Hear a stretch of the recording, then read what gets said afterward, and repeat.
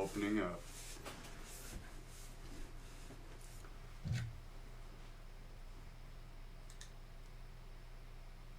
Okay.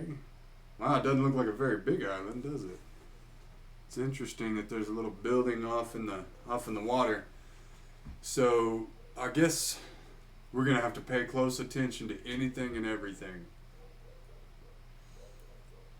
And we'll see. We'll decide. Is this a keeper or a tosser?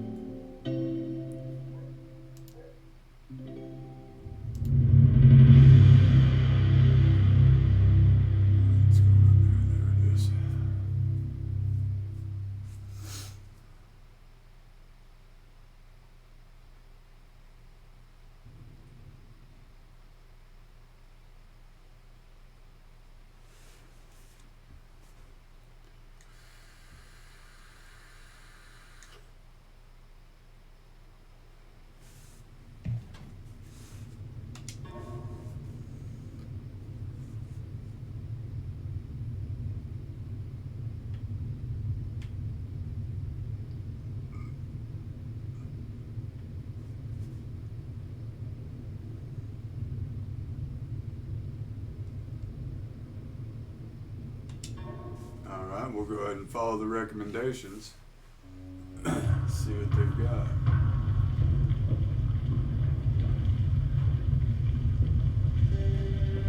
Wow. I realized the moment I fell into the fissure that the book would not be destroyed as I had planned. It continued falling into that starry expanse of which I had only a fleeting glimpse. I've tried to speculate where it might have landed, but I must admit that such conjecture is futile. Still, questions about whose hands might one day hold my Myst book are unsettling to me. I know my apprehensions might never be allayed, and so I close, realizing that perhaps the ending has not yet been written.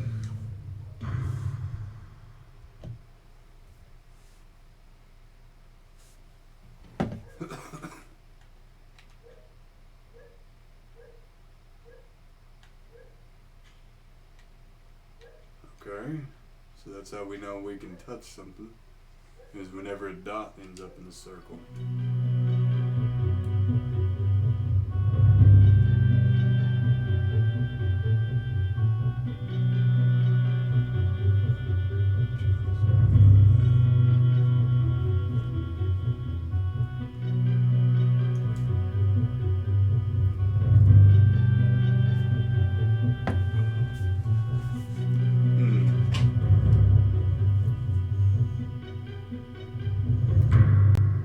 Well, I wish I could have a private island.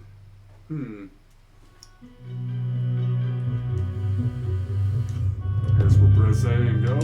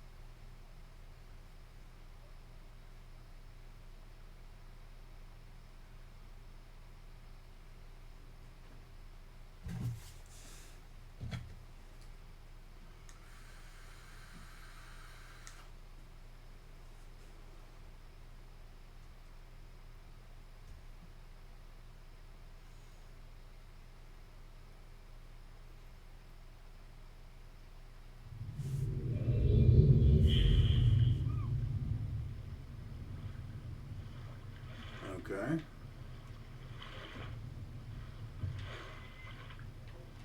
Well, the first thing I notice is this door with a button by it.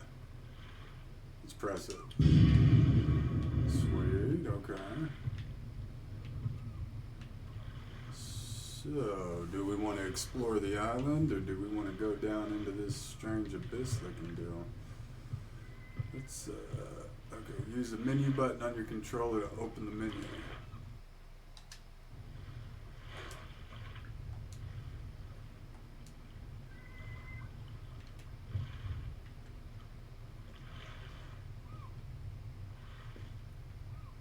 That must be the button to close the door. We'll leave it open. Or it'll shut on its own. Okay.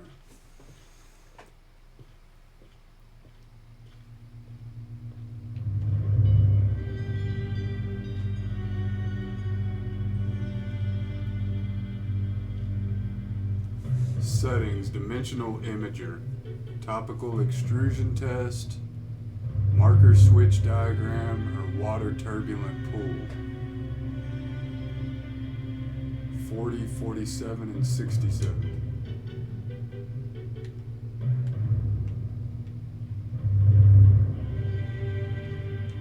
Let's go back to that.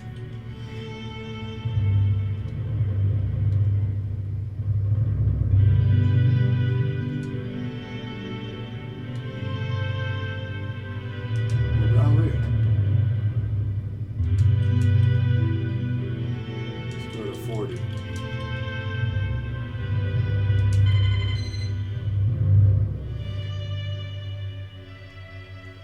Topical extrusion test.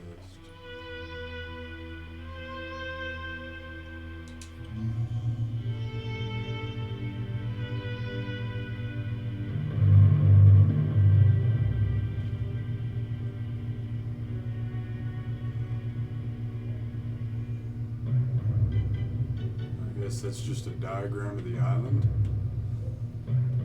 Let's see what the marker switch diagram is. 47.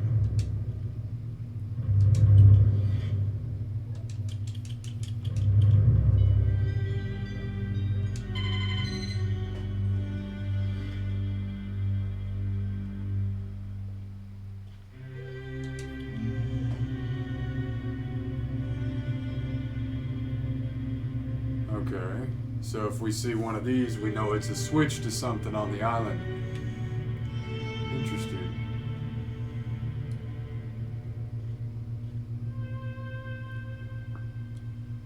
Okay, let's look at the turbulent pool. 67.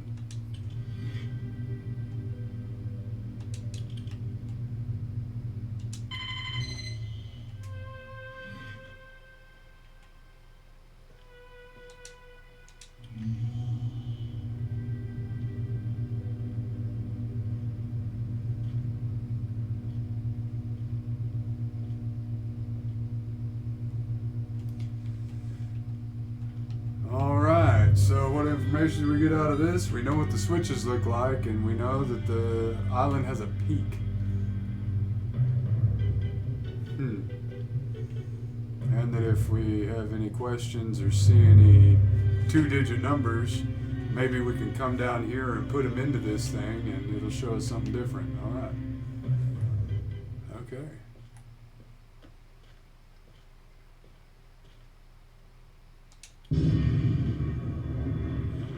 Explore the island, go find some switches and see what we can find. Great, this boat's underwater. Nice. Anyone for swimming? Oh, look, there's one of those switches right there. Oh, you actually have to put it on the handle. Wow.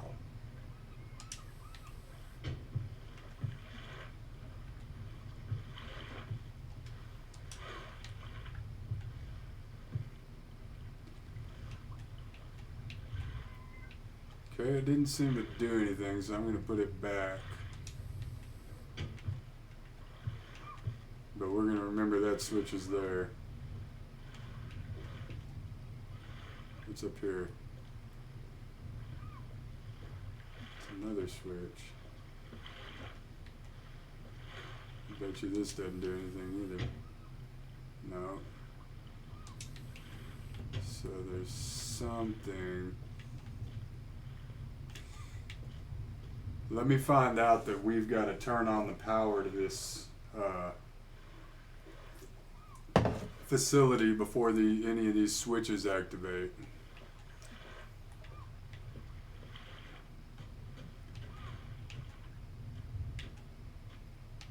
Okay, can't really off-road. Here's another switch.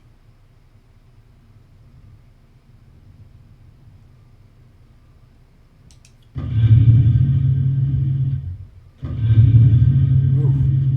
man, that's a fast door. Here's sensitivity. I gotta turn the sensitivity on.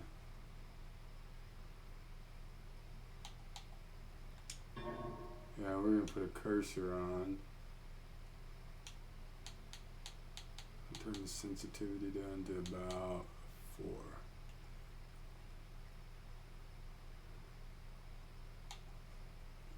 I'll put subtitles on to help you guys. Cool. Okay.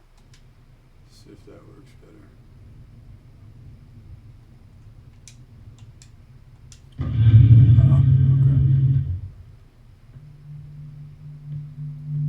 This isn't just a weird room.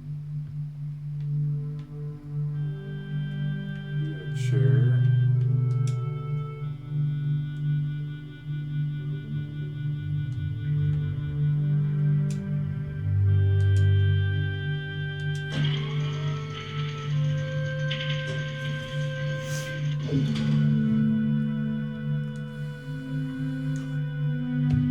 So we've got something we can input dates on.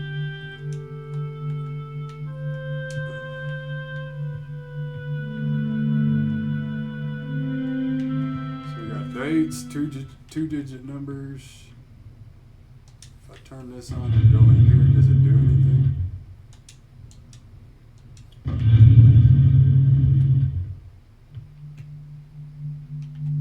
No. Okay.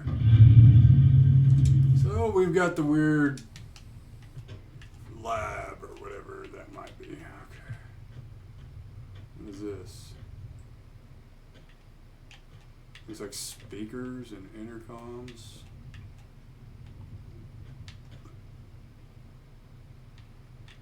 You can turn switches and there's 8 of them.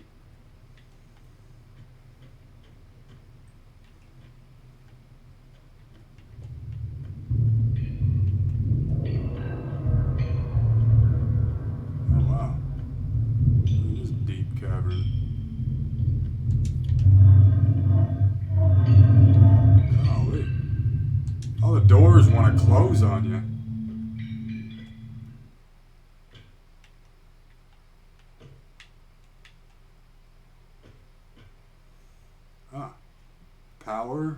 Power to ship, and generator switches.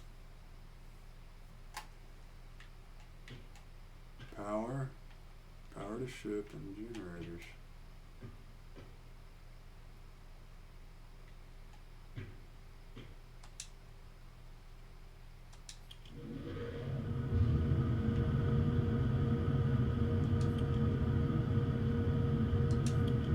How many of them will it let us turn on?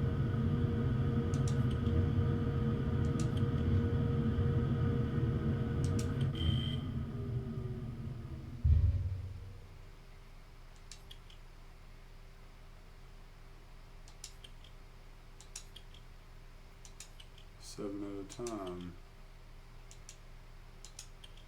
So it gets overpowered.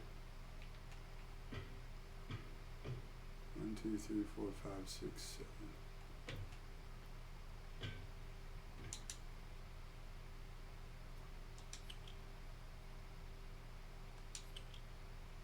Oh great, I overloaded it. Wonderful. Well, we started to get something. Okay, we're gonna have to figure out how to fix that.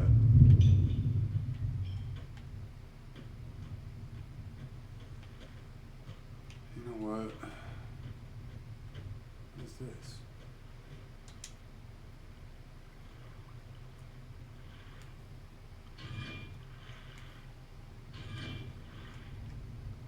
Oh, it's changing the Hand to that clock.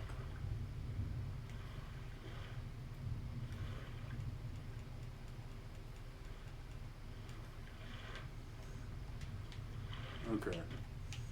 Something tells me we're going to need to go into this house to learn anything more.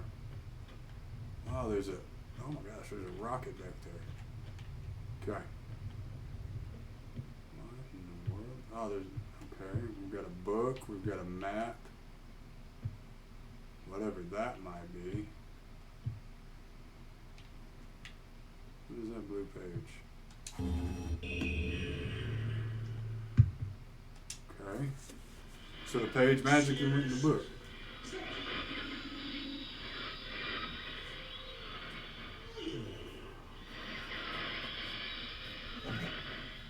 See you.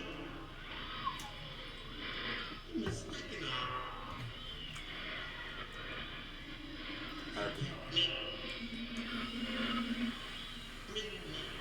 Pages. Bring me the blue pages.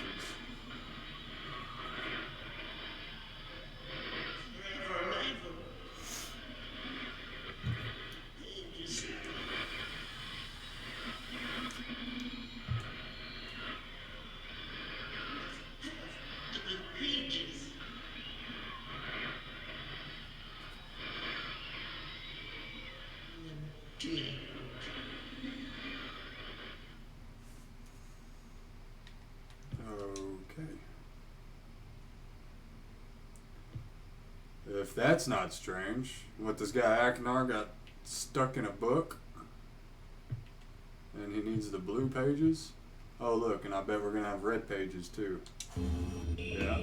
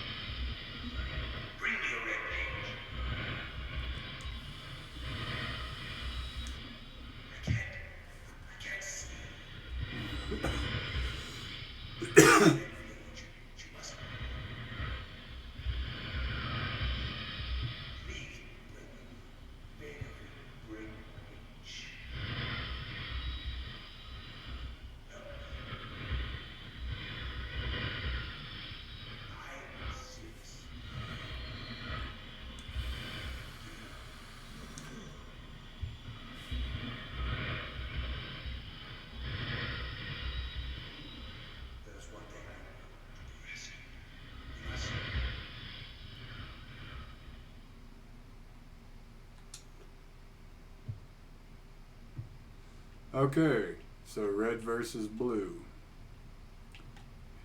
Let's see what this button does.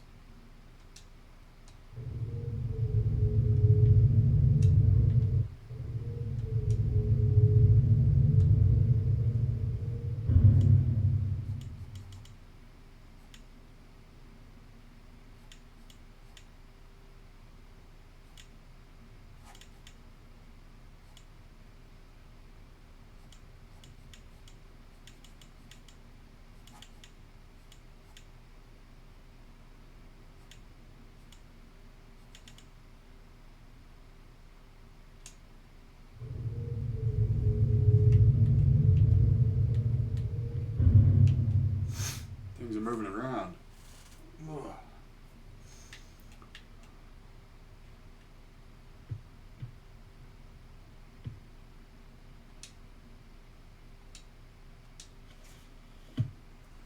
I've called this age Channelwood, and it is a very different world. Though it is exactly how I imagined it, it is still amazing to see it with my own eyes. Water covers this age as far as I can see, except for a small rocky island. Elsewhere, there are only trees which grow directly out of the water. A myriad of thin wooden passages are built just above the water and disappear into the forest. I assume they were built some time ago, for they appear aged. I'm eager to discover more about this land and its people, but I've arrived here late and I must rest. I was wakened this morning by strange noises coming from a pathway adjacent to the one on which I had slept. I saw a group of monkey-like people heading in my direction. They hadn't seen me yet. I didn't feel threatened by their presence. Their response to me was one that I would have never expected. After staring at me For a short time, they fell to their knees and began what appeared to be some sort of ceremonial worship. I tried to speak to them, but they didn't understand my language. Instead, they indicated through enthusiastic hand motions I was to follow them. As we walked, I began to notice the waters below us were changing colors. Slowly, subtly, they would change from deep blue to muddy orange, then from muddy orange to beautifully clear. I was so intrigued by the water, I hardly noticed that we had arrived at a ladder. Climbing the ladder led us to their village, which was about 10 meters above the water, and could only be reached by rope ladders that stretched from the lower paths of the village level approximately halfway up the grand trees. It's very interesting watching these people carry out their daily tasks. Even after watching them for hours, I did not understand exactly what they were doing. At sunset, they motioned for me to follow them. I followed the creatures to the doorway of an enormous hut. Strangely, once inside, I found that the hut appeared even larger than it had from the outside. The walls were garnished with bright metals, and in the center of the hut sat the leader of these people. At least he appeared to be their leader, because he sat a meter off the floor on a thick throne. Guards surrounded the strong creature, who was dressed in many exotic, colorful fabrics. Next to the leader sat an old human. At least to some extent he appeared human. His hair, which was only on his face and head, was completely gray, almost white, and hung very long around his frail body. His thin head hung limply by an almost grotesque neck that could not hold its head up to look at me. But what a surprise, this creature could speak my language. Shortly thereafter, I was given a bed with some hand motions that looked to be telling me to go to sleep. I looked forward to learning more. As I suspected, the ancient creature is a human, but he's old beyond his reckoning and seems almost insane. However, the tree dwellers almost revere him as a god. They're treating me now in the same fashion, which makes me feel really very uncomfortable. It's most impossible to understand this old man. His voice is feeble but wild. He has adopted much of the language of the tree dwellers. He himself told me he hadn't spoken our tongue in ages. He attempted to explain to me the history of this place. The following is my best translation of what he told me. Many years ago, the humans and tree dwellers lived together in this place, which was then a vast island. They interacted very little. The humans dwelt on the ground, and the tree dwellers lived high above. Occasionally, the island was disturbed by mysterious rumblings which happened randomly. Some sort of tectonic or volcanic action, I suspect. The sometimes slight, sometimes heavy tremors would only last a short time, then they would stop, allowing everything to return to normal. One day, things changed. The rumbling began and grew quickly to unprecedented levels. Soon it became apparent the entire island was sinking slowly into the ocean around them. Many of the humans died that day, but not before sacrificing themselves in order to stop the sinking of the island. The humans who lived through this catastrophe moved into the trees where they gradually died out. Maybe because they were unequipped for such an environment, but I'm not sure. This is the story the old man communicated to me. Although many details are very unclear in my mind, I'm especially confused as to how the humans saved the island from completely sinking. In fact, I doubt the accuracy of that part of the story. The island must have stopped on its own, yet the old man believes in the truth of the story, as if he had been there, and the tree dwellers worship him, and apparently all humans, as if they were heroes or gods. The old man ended our conversation today with an event which I would never forget. He began gripping my hands tightly, murmuring something about rest and asleep. He then said, "We had expected you to come sooner." These actions filled me with a sort of immediate dread. With much effort, he stood to his feet. I tried to help, but he pushed me away with more force than I imagined his frail body contained. The dwellers quietly surrounded him with very solemn faces. They then kneeled before him. He walked to each and placed his hand on their heads. All the while he murmured words which I didn't understand. Finally he turned to me and smiled. Then he closed his eyes and walked out the door and off of the narrow path, high in the trees. Tree dwellers were silent. They began a procession down the nearest rope ladder. As I was descending, I saw several of them pick up the body. He had fallen into a lower level walkway.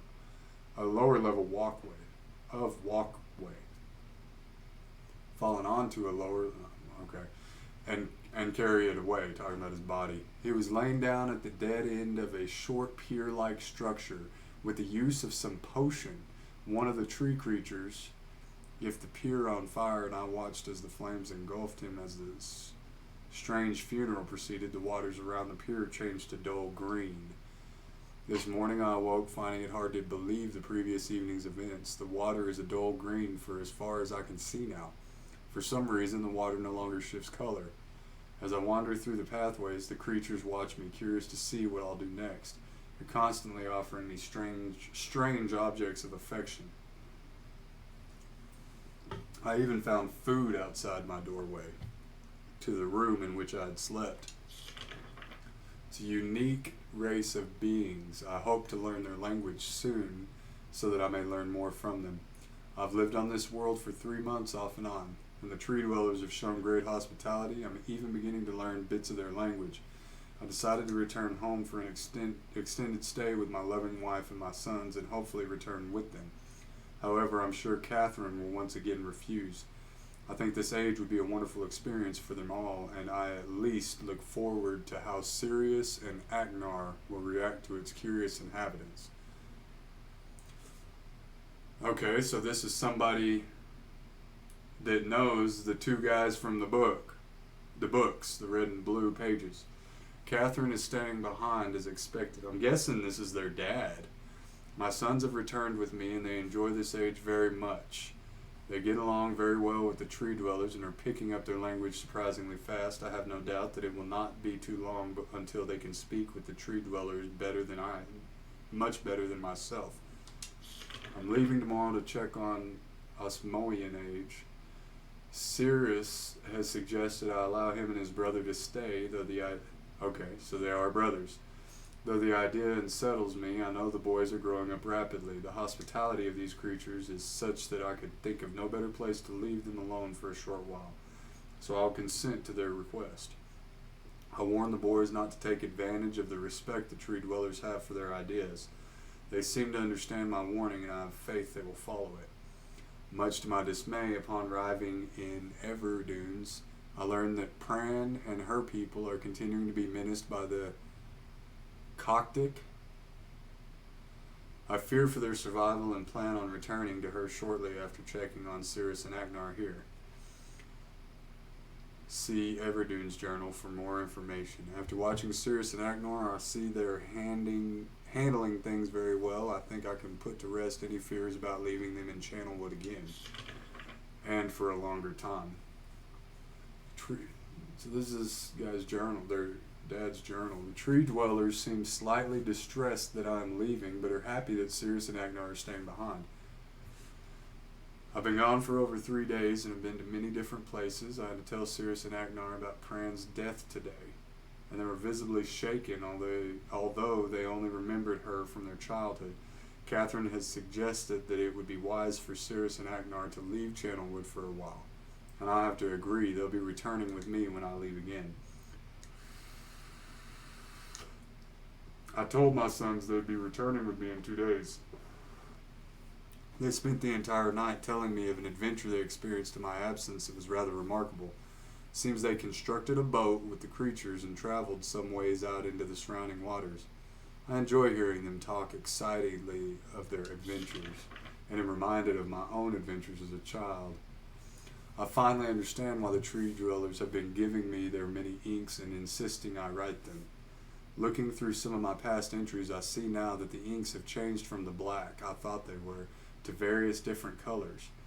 I've shown some of the creatures my journal, and they laughed and howled. I didn't know they had such a sense of humor.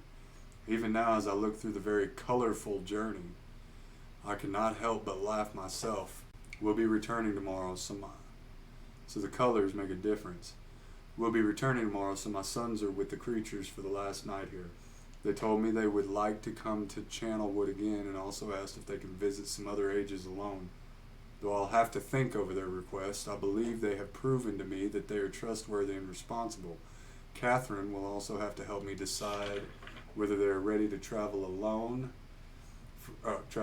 For now, I must give my farewells to the creatures, for I do not know how long it will be until I visit this age again.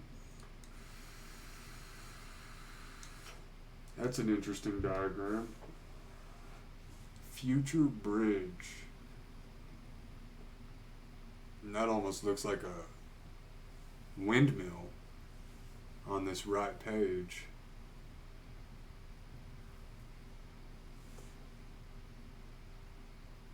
Huh. I wonder what those lines are in the circles. They're all pointing in one direction. Interesting.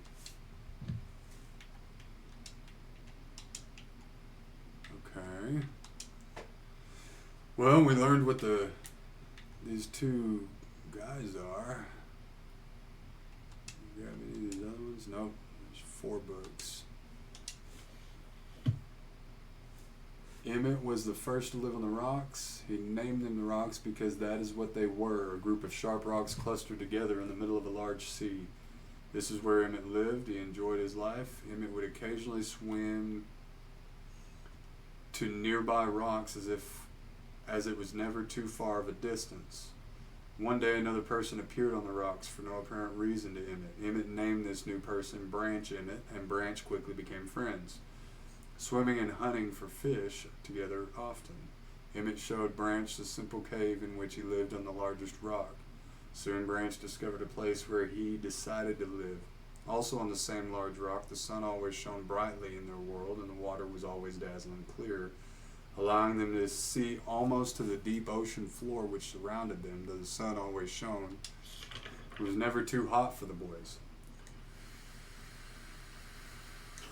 I wasn't anticipating reading you guys an encyclopedia, but I'm sure that there's some information in here that we're going to need. I feel it. A light breeze always came from the north and cooled the area down. One day, while Branch was swimming and having fun in the water, he noticed another boy swimming. Branch brought the new boy to Emmett to find out what to call him. Emmett said the boy should be called Will. Will was soon a part of the group, and all 3 of the boys swam and enjoyed their perfect world. At least that's the story I was told when I arrived today on the island. Emmett, Branch, and Will were surprised to see me at first, but even before the night ended, we were all becoming good friends. Huh. I guess these are all the journals of these 2 guys' Aknar and Sirius's dad. Today, the second day on this newly created age, a strange thing happened. It wasn't strange to me, but the 3 boys didn't understand what was happening. While I was relaxing under a large tree on one of the smaller rock islands, it began to rain. It was a nice rain that lasted for about an hour in the morning. I explained to the boys that the rain wasn't harmful, yet they obviously still feared it. Before going to sleep tonight, I told the boys I'd leave the following day. I told them while I was gone, I would make a surprising change in their world. They didn't understand, not that I expected them to. I still didn't fully understand what happened today. I was experimenting with the art, testing the limits of the rules as dictated to me by Father. I attempted to create a boat by riding it into the world. I thought everything was planned correctly, yet somehow the boat had become gripped by the rock and broken in half. Although this test did not turn out as I had hoped, I now have answers to a few of the questions my father never answered. As for the boat, submersible lamp. As for the boat, I can see the boys enjoying it anyway, and with that I'm pleased. They've played on it all day. Even though the boat can't move, I've enjoyed studying from it. It is a much sturdier platform than the jagged rocks. In the course of my observations, I learned some very interesting things regarding the solar system of this age. The nights are absolutely beautiful here. I've made note of and named a number of constellations that pass above me. Also during the night I catch glimmers of light from the horizon, which I have not been able to discover if it is created by some natural phenomenon or additional people on far-off islands or rocks. I should very much like to discover which. I rather suspect it is additional people, which would explain the appearance of Branch and Will. The rain today was slightly heavier than usual. Just when the boys were getting used to the light rains, a small storm arrived. They were frightened of the heavier rain, not to mention the thunder and lightning. If rain has never fallen here until recently, as the boys tell me, I would like to discover why it is falling now. Regardless, I decided to return home for a short while. I've also been thinking of some plans for a lighthouse that I hope to construct soon. I think perhaps by shining a bright light towards the horizon, it might prove my suspicions regarding additional inhabitants. They'd be curious about the light, travel to discover its source, and travel to discover its source if they have the means. Okay, so this book involves the lighthouse off on the shore. I returned with many tools that I'll need for construction of the lighthouse. I decided that once the lighthouse is completed, I'll leave for some time and let the world's own imagination have control. We worked 3 weeks on the lighthouse now and are making great progress. The rock that we're building on seems not to be as secure as I'd like. I have had to alter my plans slightly, but those alterations pose no real problem. Boys are strong and have been helping me immensely. I estimate construction to be done within 2 days. The lighthouse is finished and we are all proud of our creation. The boys are amazed at the structure wrought from rock.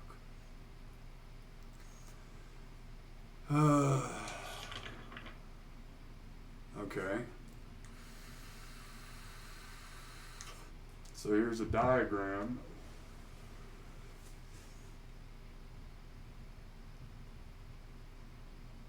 Bridges. The ship sticking out of the side. Stone ship age. Bird's eye view.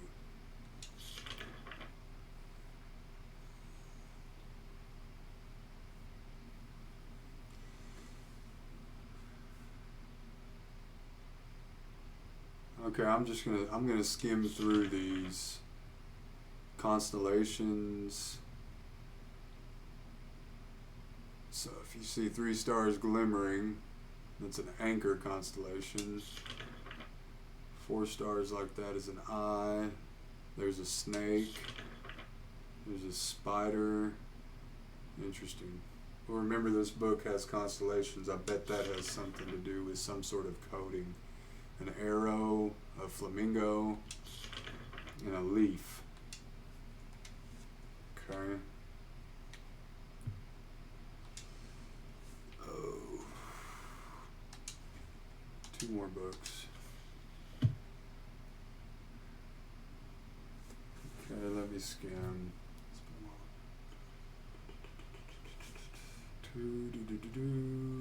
This world is very beautiful. It's absolutely breathtaking. Okay, we're in a great world. Sunsets are spectacular. Dark reds flow. Returned home to an unpredictable occurrence. It was frightening. I awakened by terrible shakings in the ground and explosions everywhere. Gigantic balls of fire were falling from the sky, and I immediately left in fear for my life.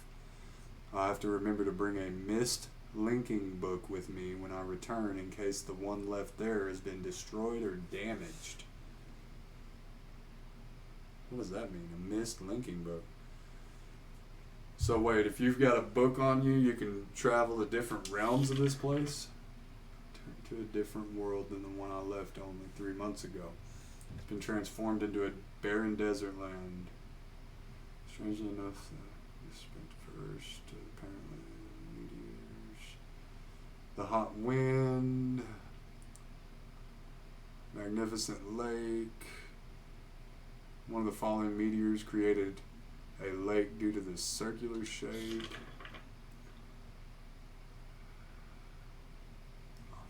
Sounds constantly flow through my ears.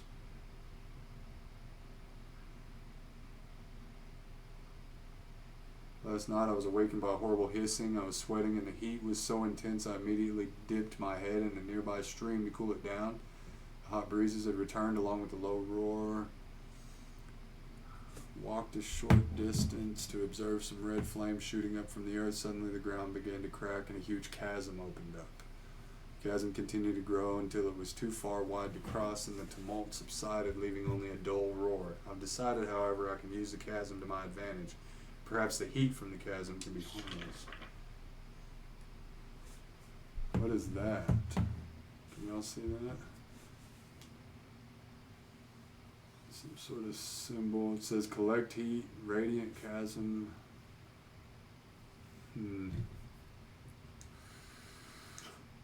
I will have to look for a safer way to reach the underground than through the chasm wall.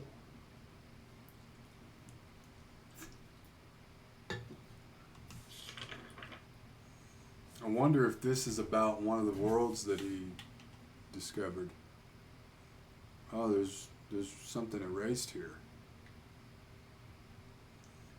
Okay, let's get some context. The abundance of raw materials here is beginning to amaze me. I've returned with some of the complex tools I knew I'd be needing. I assumed I would have to return for more basic materials, however, it seems as though I will be able to find everything I need here. Of course, iron's abundant. I've also found titanium occurring naturally. That's cool. I'm all the more excited to begin work. Everything is set, and I look forward to tomorrow. My raw materials are here. I think I'll be able to have most of my additions to this age completed within 1 year. I so love working with my hands, whether writing or building. And all I can see in that blotted out gray area is I began today on the bridge, and although, and then it goes out into nothing. What do y'all think? Invisible ink? Maybe? Wow, it continues, but you can barely read what's in there.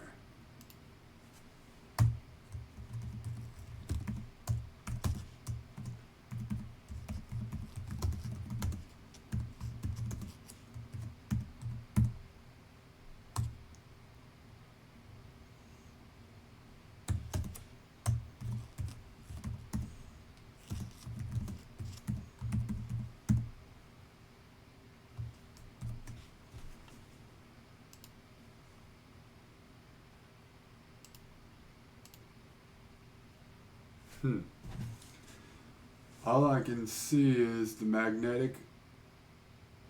Looks like idea will work well, and I've decided to. So we've got a compass, because you can see the north. Let's see, 3 meters isn't enough to support for the beams. So we've got a compass, we've got a satellite dish. All it says is amazingly strong on the left page, and the right page is the rocket. Okay, so this book has to do with the rocket. Prized inventions. It says, has to be one of my most prized inventions. I am extremely something. And on the right page, could never have imagined it to come together quite as. Wow. I doubt. Could possibly work with 14 instead of 8. Completely fatigued, so happy to have completed something, and then tomorrow. I'm leaving today in order to bring back Sirius and Aknar. I've left them alone in Channelwood. I believe they'll enjoy all there is to see here. The age seems to have stabilized. I believe the meteors set off a period of volcanic activity by piercing into the shallow crust, but the tremors have become few. I've just noticed that a large amount of this journal has curiously vanished from the very pages on which I wrote over the last 18 months. Fortunately, I copied many of my construction notes in another journal. I did not understand the many mysteries of this world, but I trust I will discover logical answers to my questions. I have a feeling many of my questions can be answered in another age to which I hope to travel soon. But for now, I must simply accept this world's mysteries and take pride in my accomplishments. Okay, this is interesting. On the right page, there's a piano.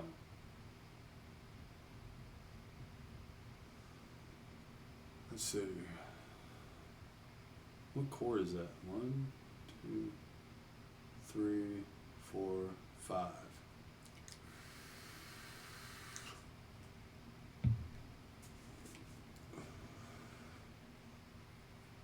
So C,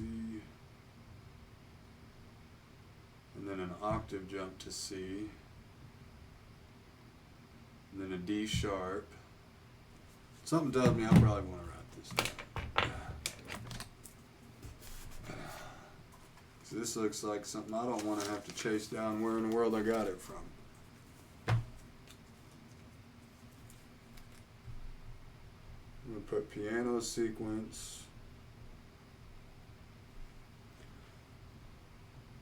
1, 2, 3, 4, 5. C.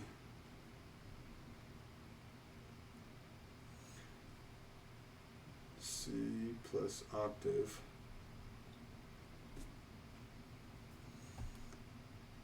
D sharp. We're going to go up, up. And 4 is an F. And 5 5 is a is an A sharp.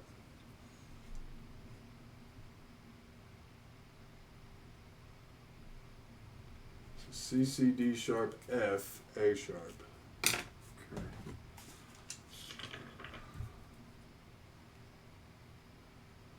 Another map of the island, or the island he's talking about. Okay. Alright. I know this has been slow, but we're on just one more book left, looks like, for now. Okay, before arriving at this age, previous adventures, sky's dark and gray, it's very feeble, told me an interesting story, on a hill, housed many people, people had no means of travel.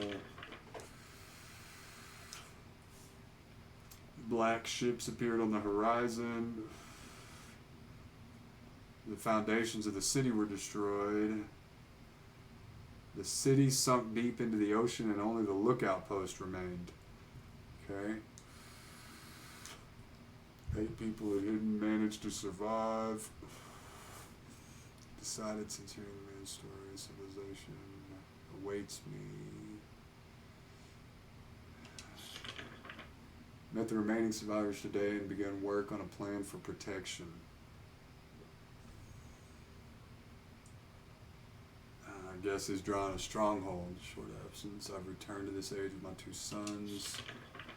Stares down. Spend much of their spare time on the South Island. Well, those kind of look like either guardrail or spikes coming up. It's been months for construction. They wish the sky here were like the blue sky in Myst. The old man I first talked to tells me the enemy's due in 4 months.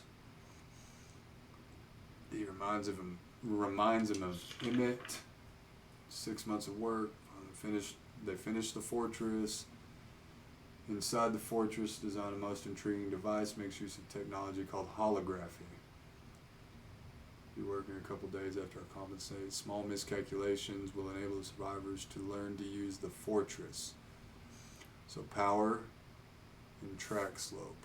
Enemy is due to come soon, and I trust the fortress will provide sufficient protection for all of us. I just had an interesting idea. I wonder if that map that we were rotating the dial on just a minute ago, I wonder what happens when you turn on one of those switches. Does it show up on the map? We're going to try that in a minute. Look at this picture, it has a gear in it like that one up that we just saw after looking at the ship. Black ships have come. I've had a healthy adventure.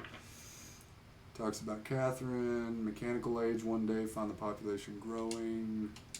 Okay. Alright, good. Golly, that was a... What in the world? Wait a sec. Look at these 2 pictures. That's like stepping outside.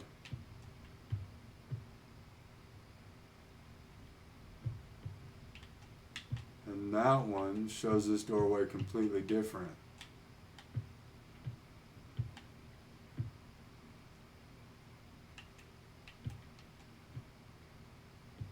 This place spins. Somehow, some way, this place spins to open up another doorway. Has to. Yep, it spins back into the mountain. Okay. Alright, so let's go hit a couple switches and see what happens.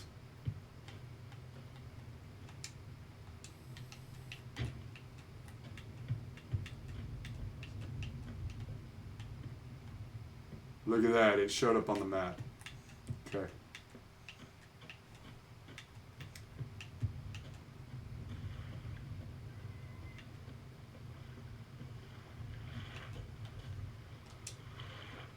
See what happens when we get 2 of them.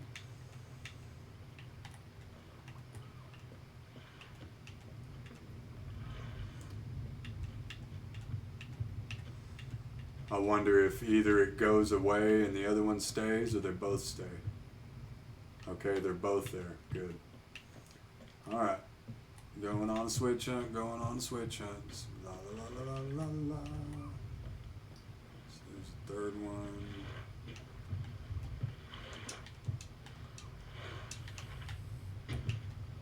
Hmm.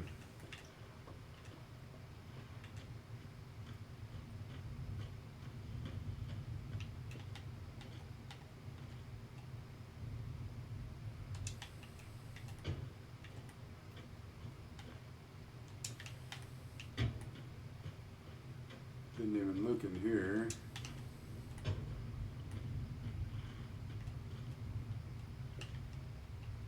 A tree growing out of a... Wow, that is a tall tree. Okay. Interesting. I can't get to that switch. It's all the way over there.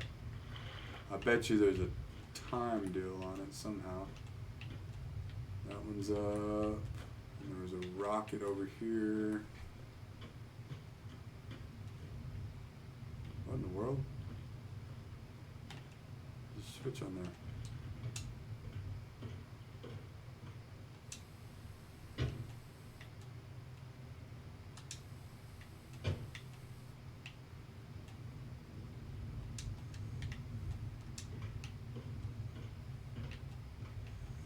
Huh. That's interesting.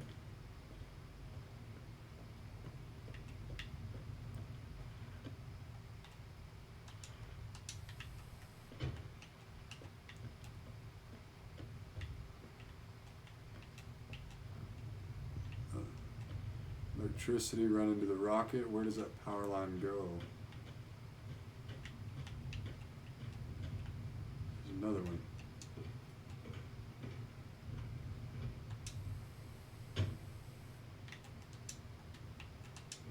Okay.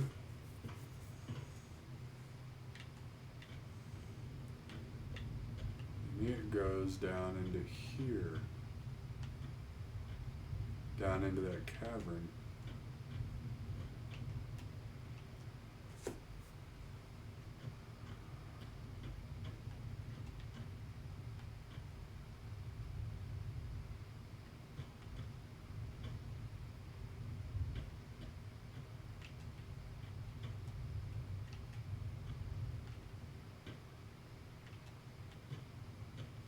I didn't see any dates.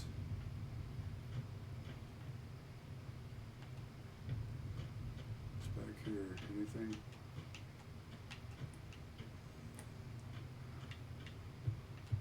Okay, so something has. Oh. Okay. Well, let's. Why don't we see if we can turn this dial towards the power and see what happens?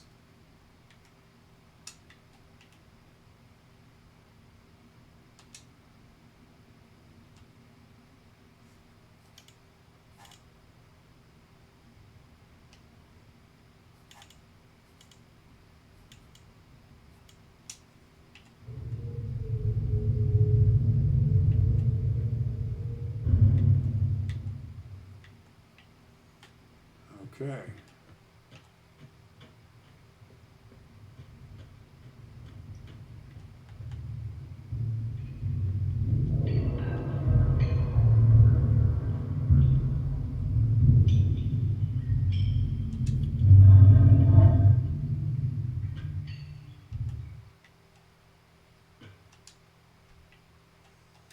Oh, what were the symbols here?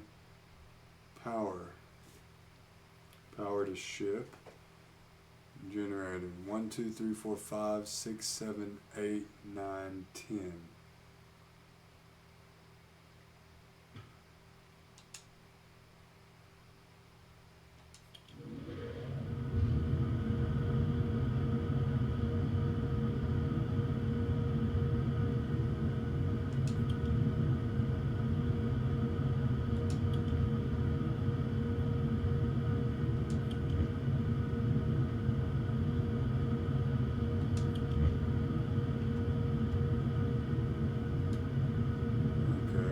got 5 of them on. We're running 46 and 46.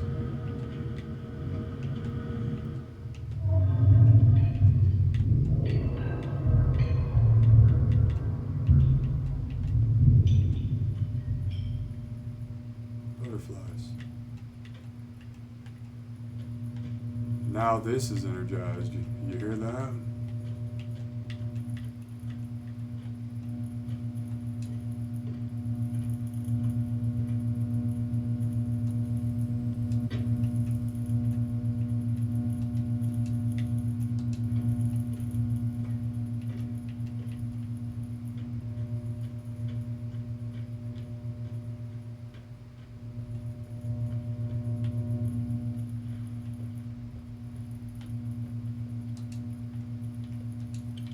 Well, let's just... There's obviously power going to it.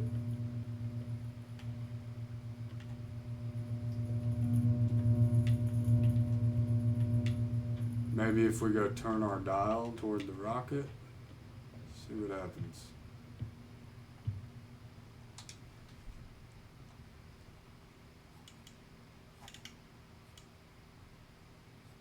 Very sensitive dial. Ooh. The light changed to red. Is that a good sign?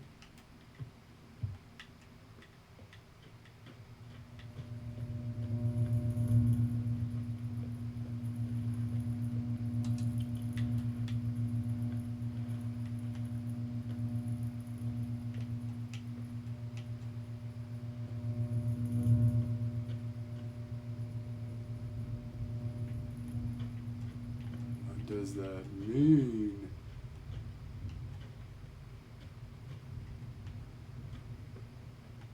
What is that up there? Hmm.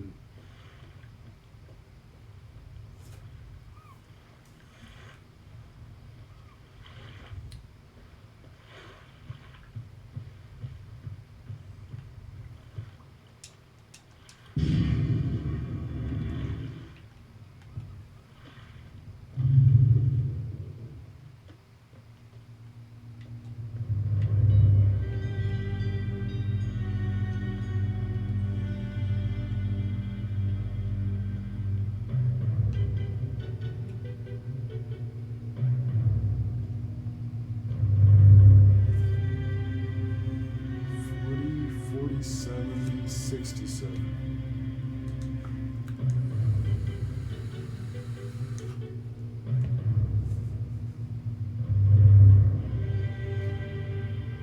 I wonder if 60 pulls up anything.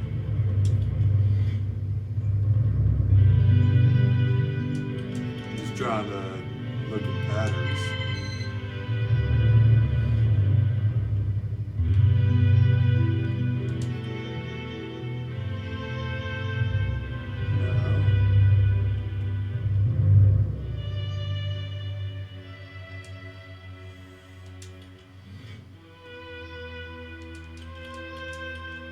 What about 27?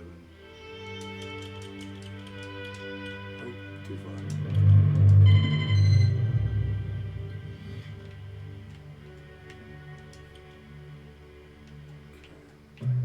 So specific 2 digits, specific dates.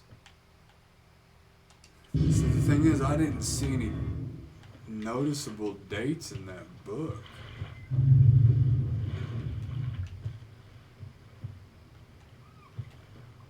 What in the world? So there's got to be... Oh. What's this? I've left you a message of utmost importance in our 4 chamber beside the dock. Enter the number of marker switches on this island into the imager to retrieve the message. Yours, Atris. So the number of marker switches.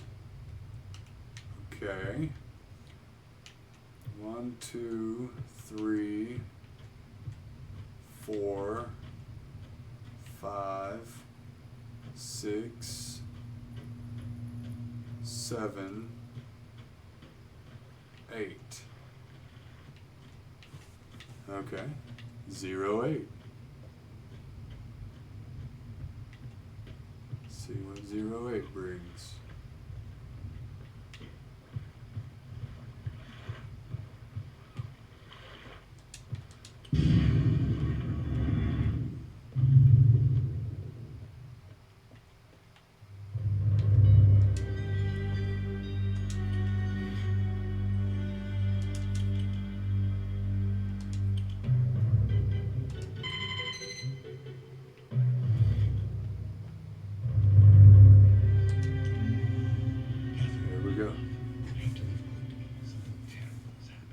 It's hard for me to believe. Most of my books have been destroyed. Catherine, it's one of our sons.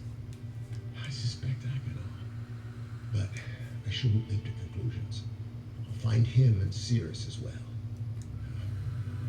I should have known not to have left my library unchecked for so long.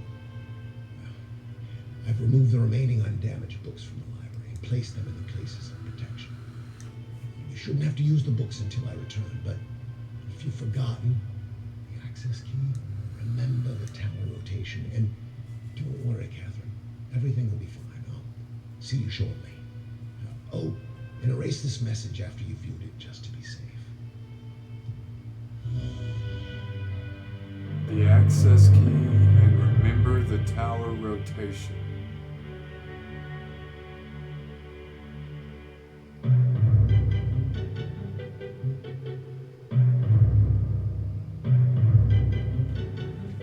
Okay.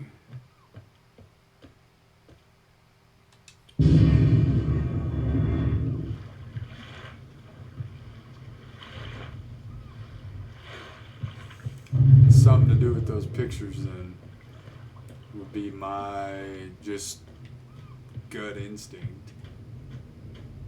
Tower rotation.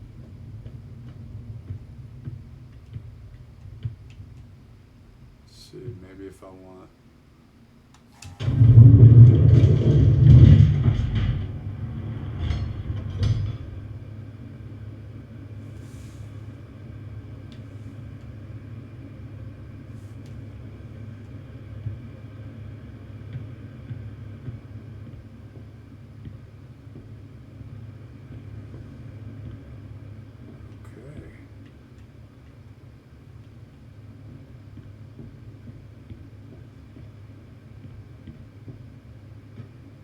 Access key.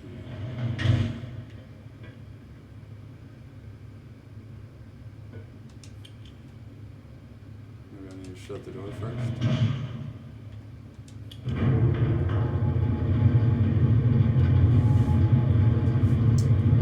Now we're getting somewhere.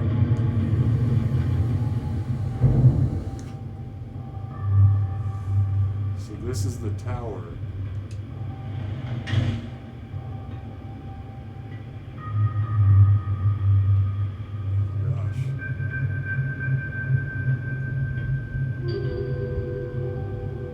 Key 59 volts. Book.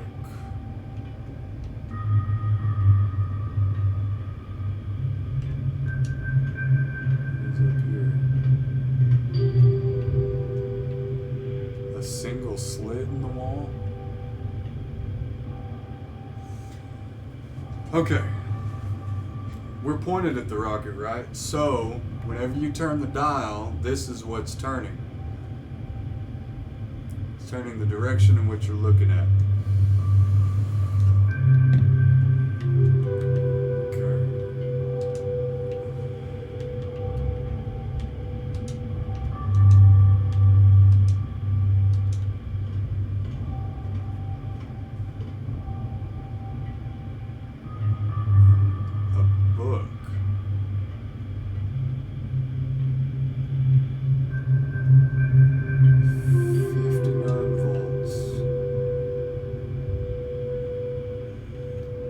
So we go down in the power, and we've got to get that to right at 59 volts for full power.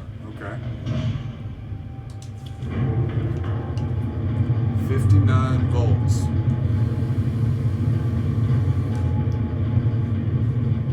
Interesting. So I bet that whenever you want to open this,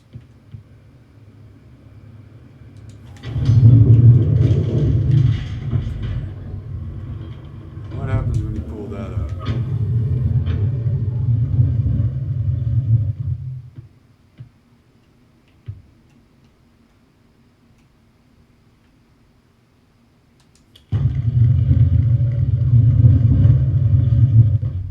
What in the world is this?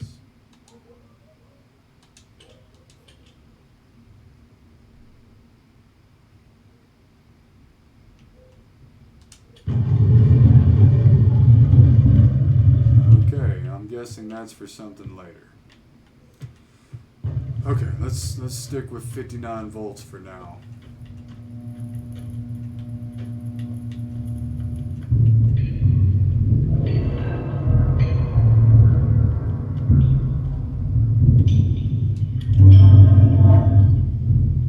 I wonder if 59 is a message has a message in the bottom.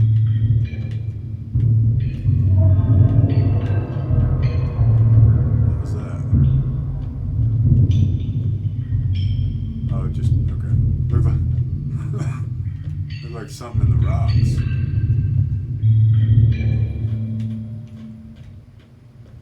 So let's go down here. 59 seems to be a key number. Something with nines. And let's see if 59 brings up another message from Artemis.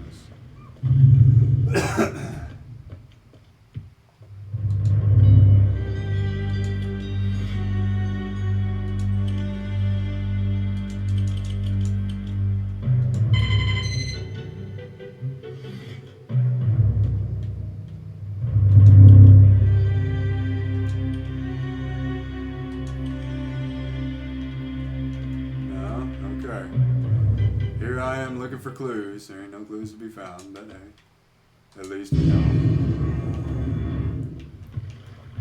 Don't forget the tower rotation. Okay, so let's go see if we can get this thing put to 59 volts.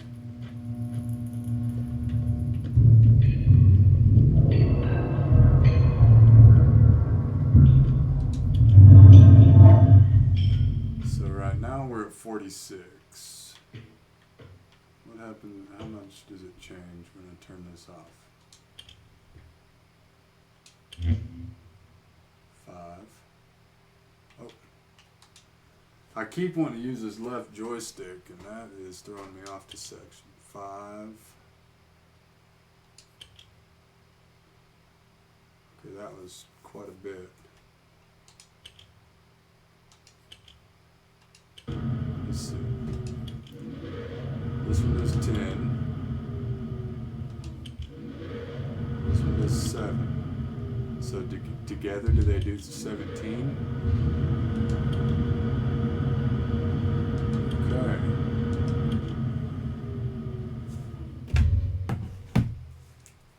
So we've got 10.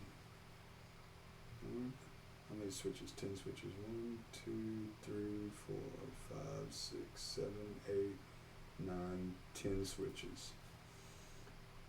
Number and volts.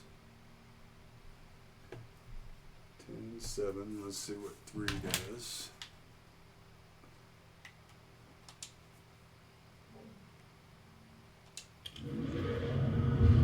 Three is 8. 4 is 16. 5 is 5. 8, 16,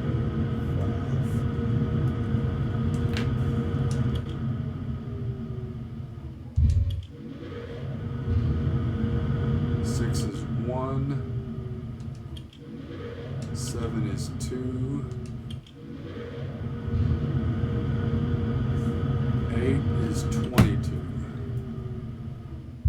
1, 2, 22.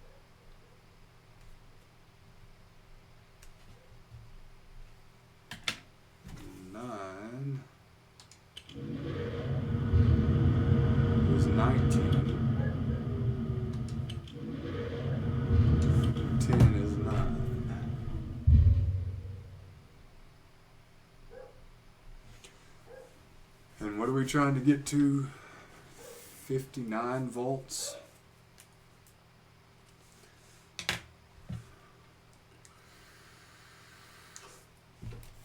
Okay.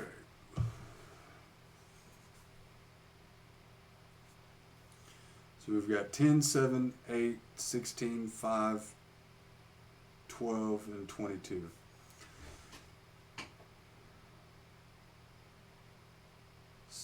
Seven and 8 is 15. 5 is 20. Here I can, well, 30 and 19 would give me 59. So, let's try this. 1, 2, 3, 5, and 9. Quit using that left stick. So 1, 2, 3, 5, 9, 49.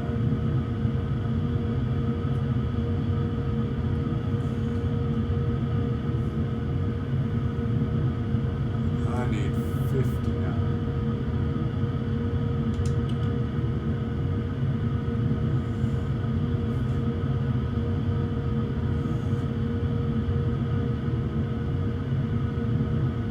So that means I'm going to have to use that 22 in there somewhere. So what have I got that adds up to 12? 5 and 7. So if I take away 2 and 5, I can put the 8 in there. 2, 5, 8. It's 59, right?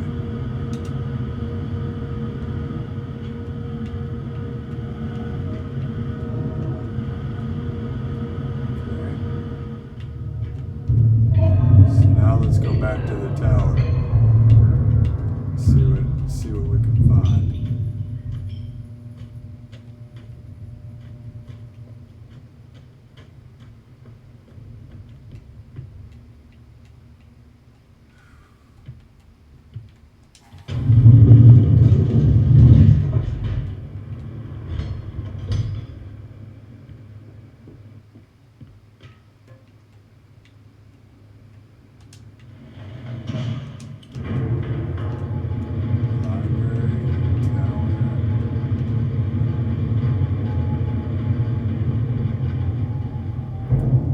Remember the tower rotation.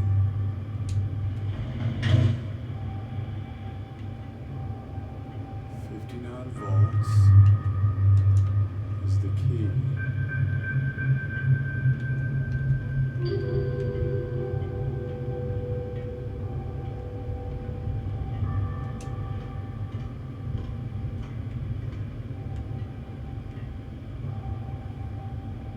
So does that mean that that unlocks the door to the rocket?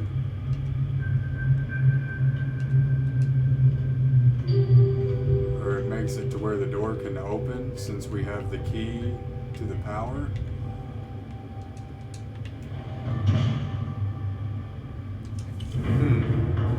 Interesting.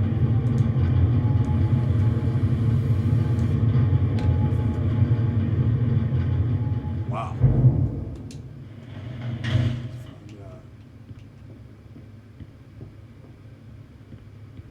And since I've got it rotated towards the tower, towards the rocket, I mean.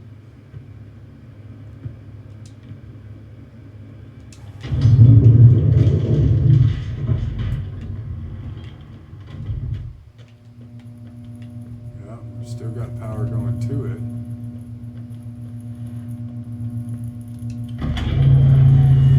Okay, so at 59 volts. So now, as long as that stays, power is maintained, if I want to open a door, or I find a door that I need to open, I should be able to twist that. Okay. Ooh, here's our piano.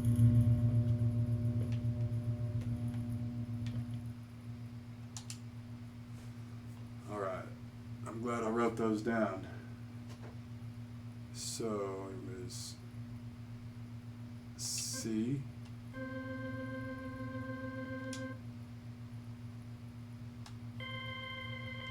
C, D sharp, which should be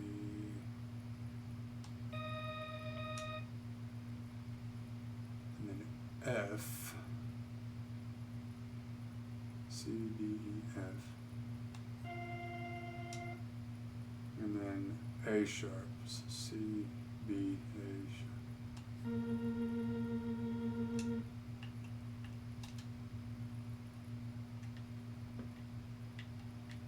Anything happen? No? Oh.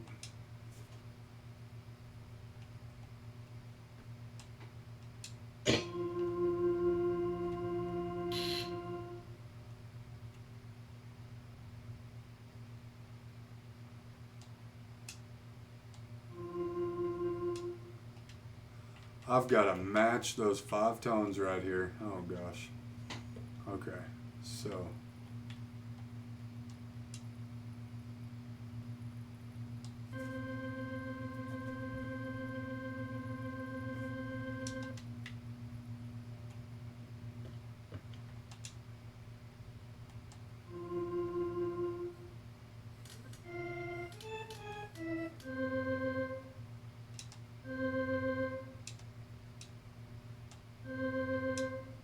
okay, C,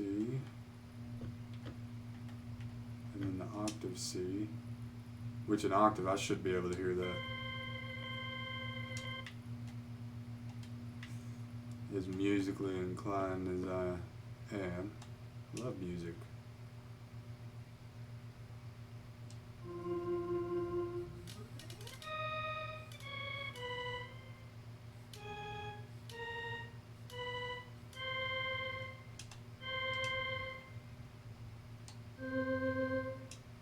Okay. And then a D sharp, which was C, C, D sharp. Oh.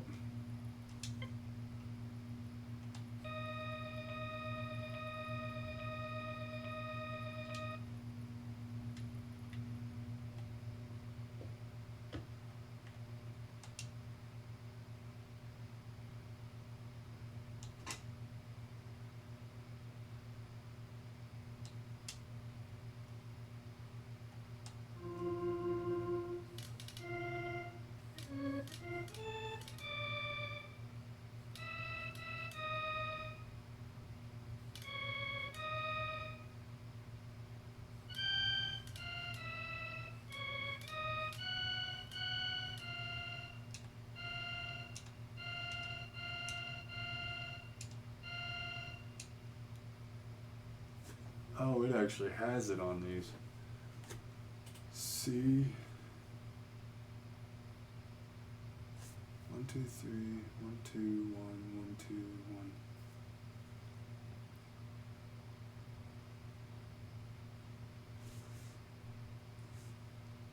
1. Is that the right note? D sharp. Yeah, we're gonna go back to the piano and listen to the D sharp and the F.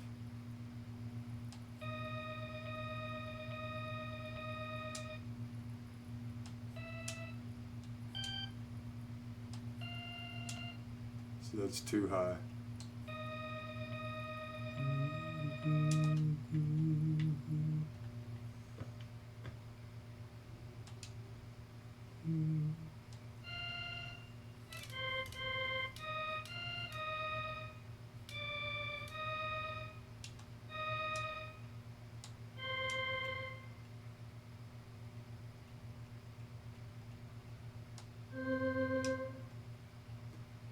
Okay, so let's go to the F,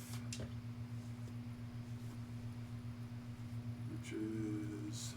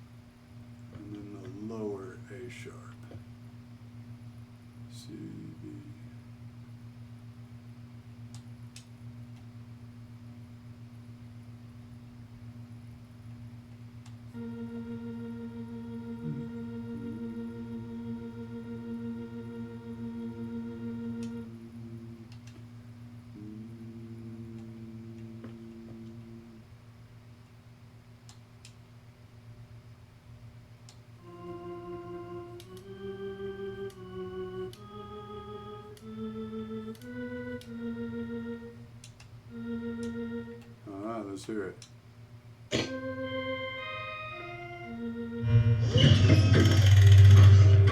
Alright.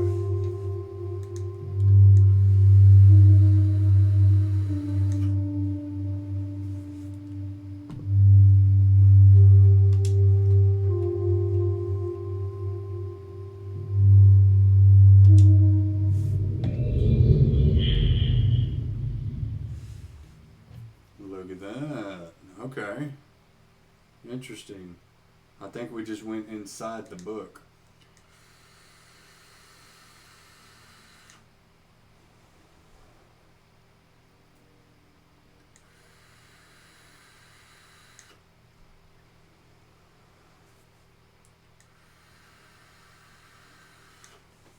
So we figured out how the island works. You turn on the power to 59 volts, set it so the power remains, and then to access anything different on the island or anything specific, obviously you have to pay attention to the information you get from these other books. But you rotate that map in the middle, or the signal to it, and that gives it power. What in the world? Okay.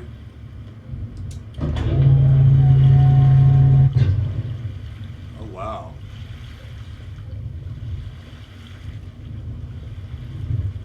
Yep, this is different. Okay.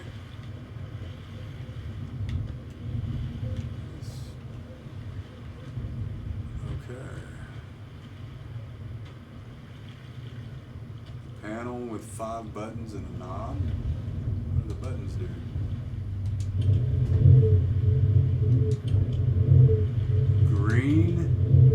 Green wire's coming out, red wire,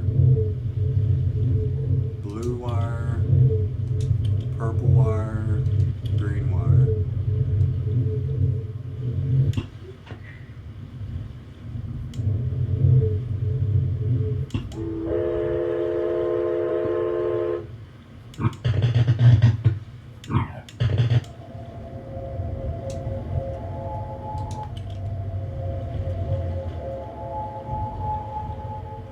Set it back on what it was on.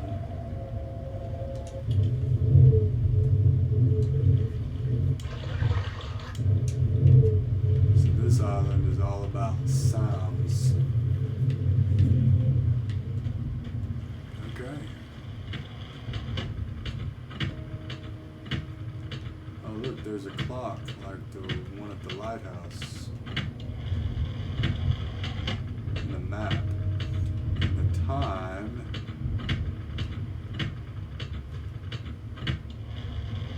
is showing 2 o'clock, but up here it's showing 10:05.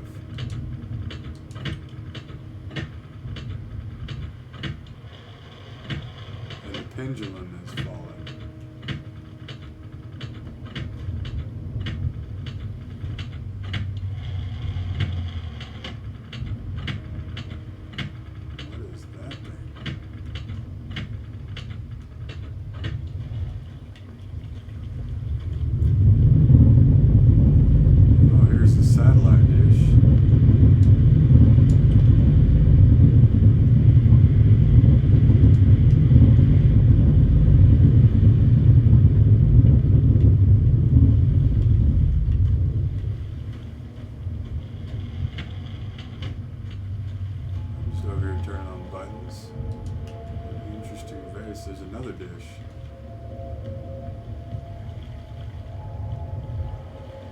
Ooh, red page.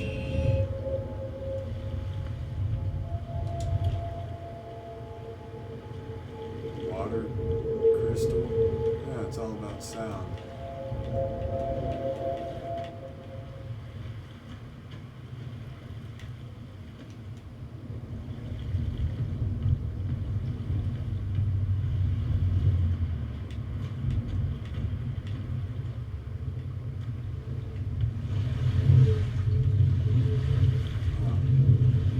Place to walk to nowhere.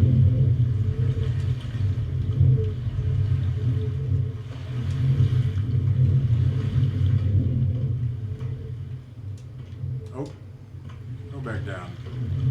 You're supposed to get off the ladder.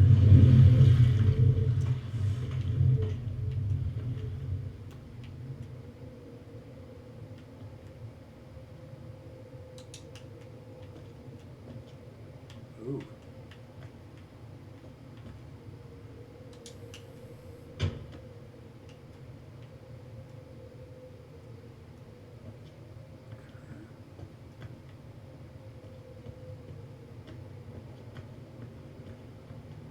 Creepy cavern. It's just a light switch.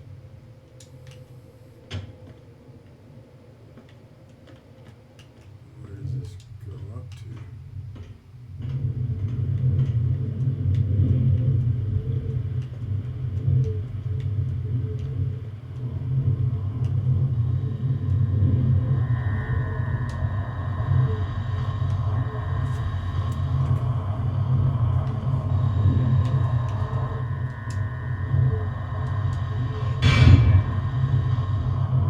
Symbols.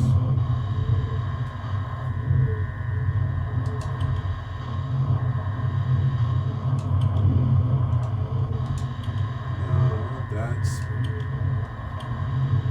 the clock.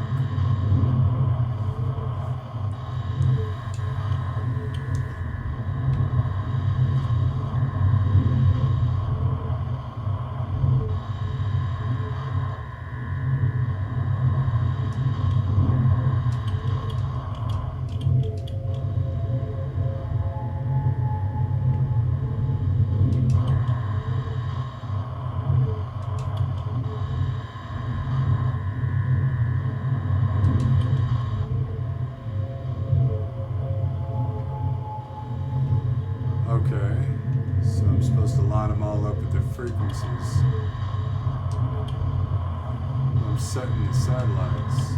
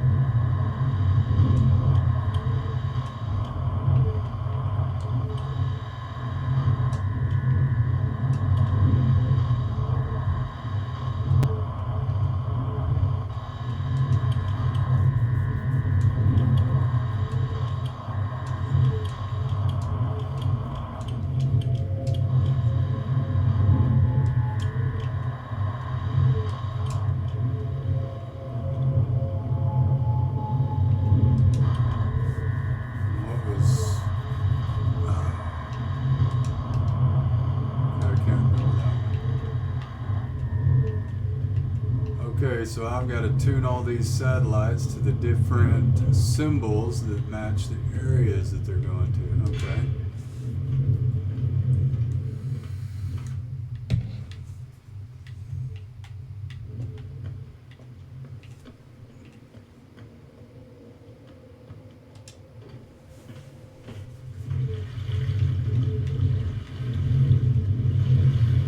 Okay, so the wind is right here by us. So that one I'm going to direct right here on the first page. Okay. Wow, this is an interesting game. There's the glaciers, so that was at this base. I think we've already said that one. Clock's done, so I can forget that one.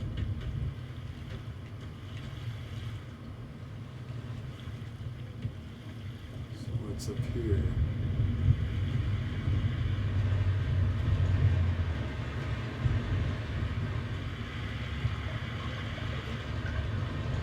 A blue page. Come on, let me grab it.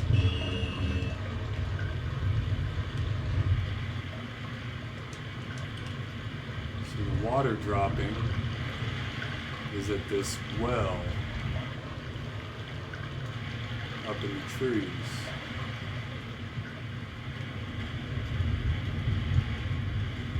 Interesting. What's that?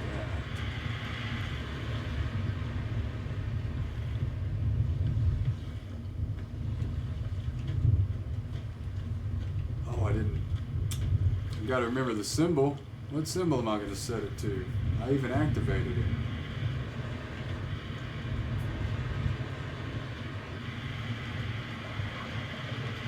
Water dropping. So drips of water into water. What's that? And we got 2 pages for our books. Water dropping.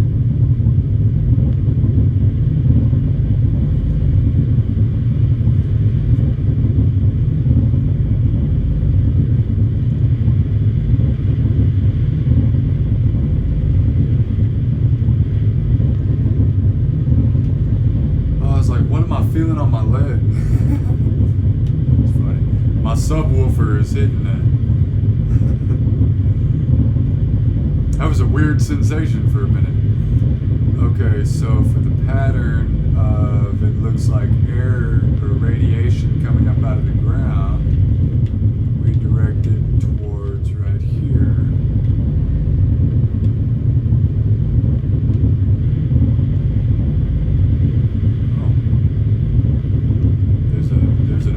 Fissure.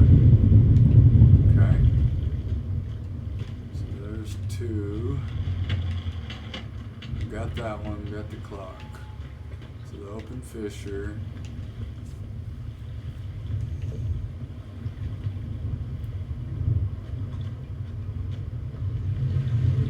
And then the water rushing up is going to be, where's the microphone at? This thing. Okay. Alright, let's see if we can remember all this stuff.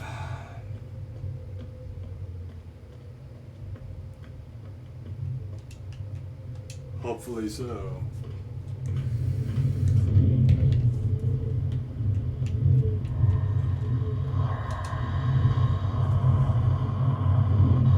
Come on.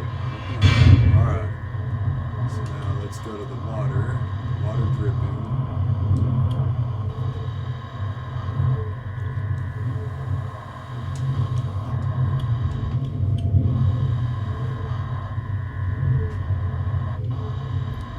Boats, so yeah, it was near the trees.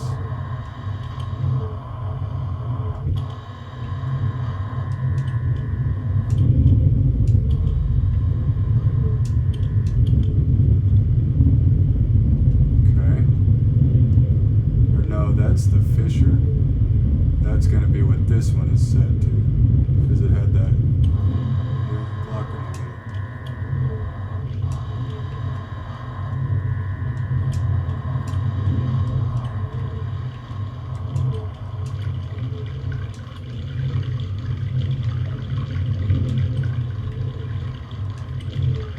Alright, there's the water dripping.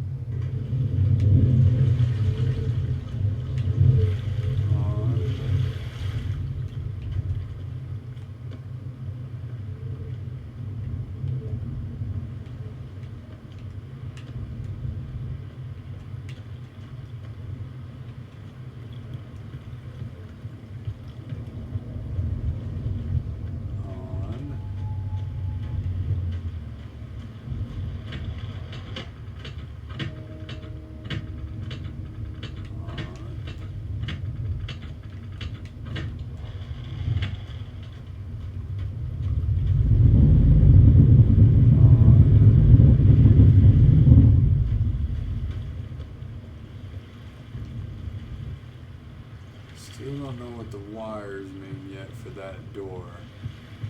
Something tells me that door is what we're going to want to open.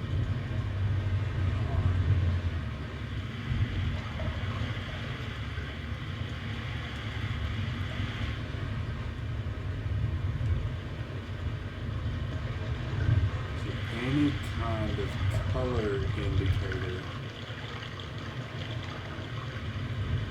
anywhere.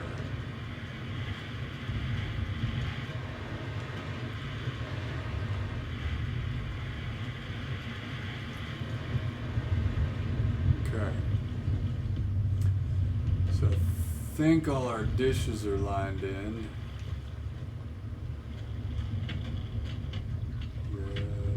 Red. Okay, those are just the anchors. So now that everything's making sound.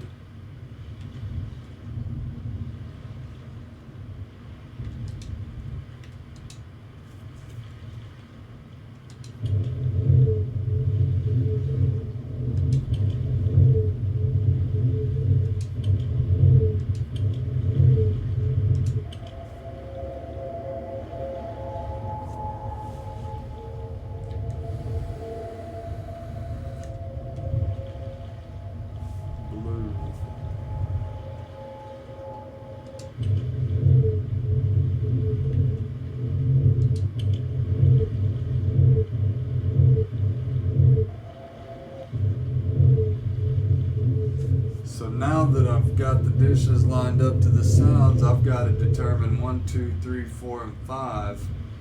Hear the sounds and dial them into 1, 2, 3, 4, 5 to open this door.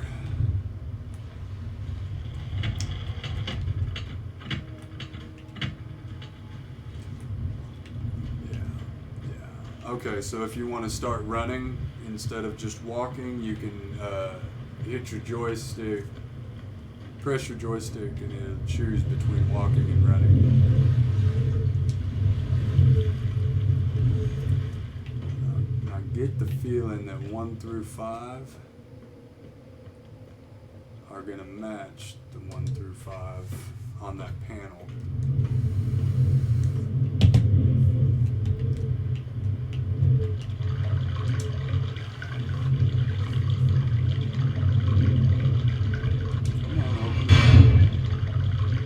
Okay, so the first one, running water.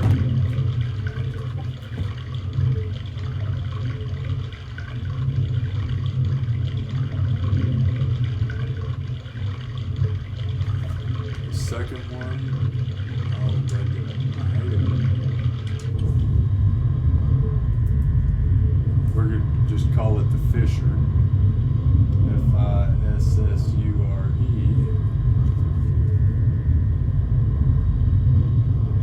It sounds kind of like an earthquake.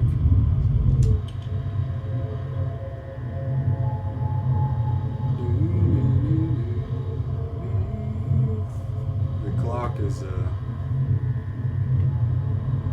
don't know how to describe that sound. We're just going to call it clock and remember it goes.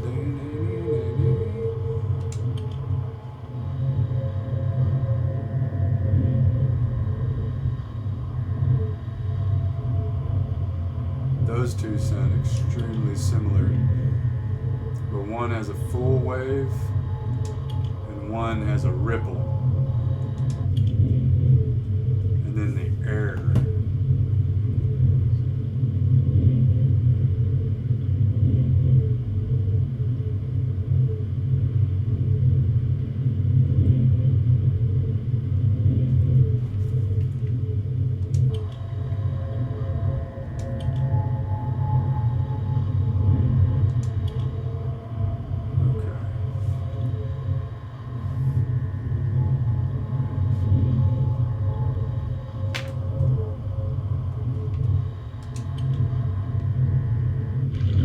I wonder if, I don't know, maybe that's interesting, my friend.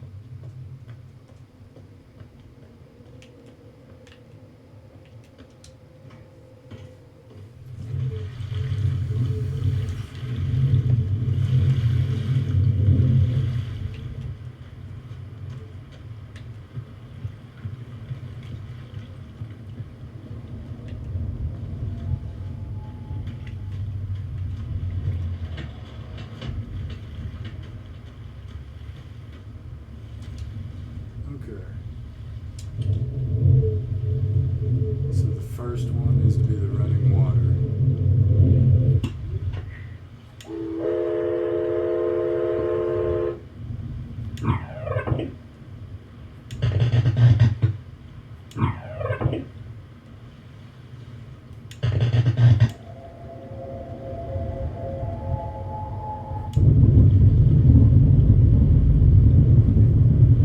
That is not the running water.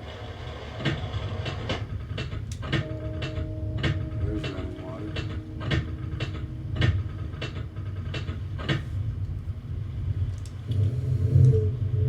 The second one needs to be the fisher.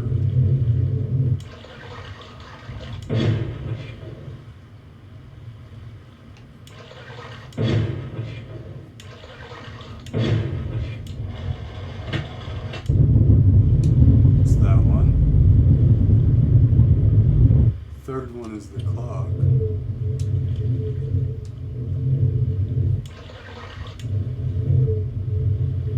But it was a full wave.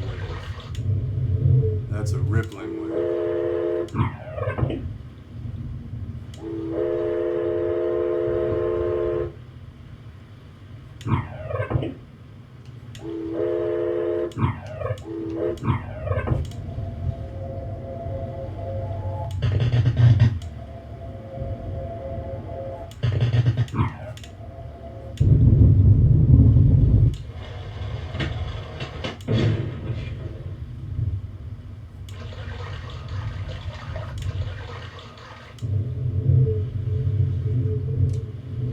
I think it's that one.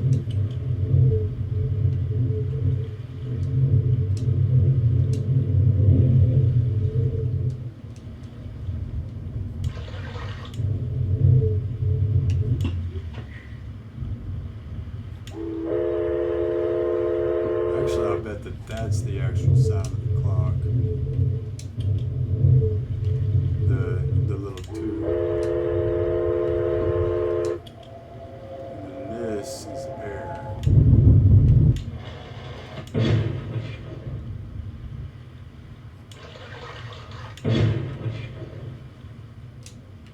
Let's try that.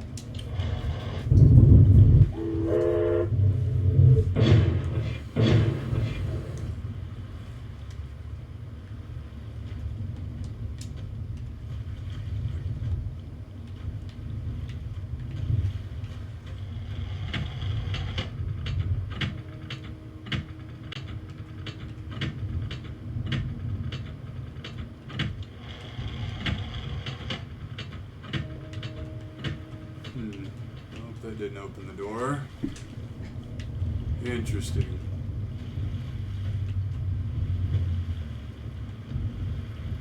But I guarantee that's part of it. I guarantee that that is part of it. Alright. Give me just 1 second. I will be right back. Just a little short 2-minute break.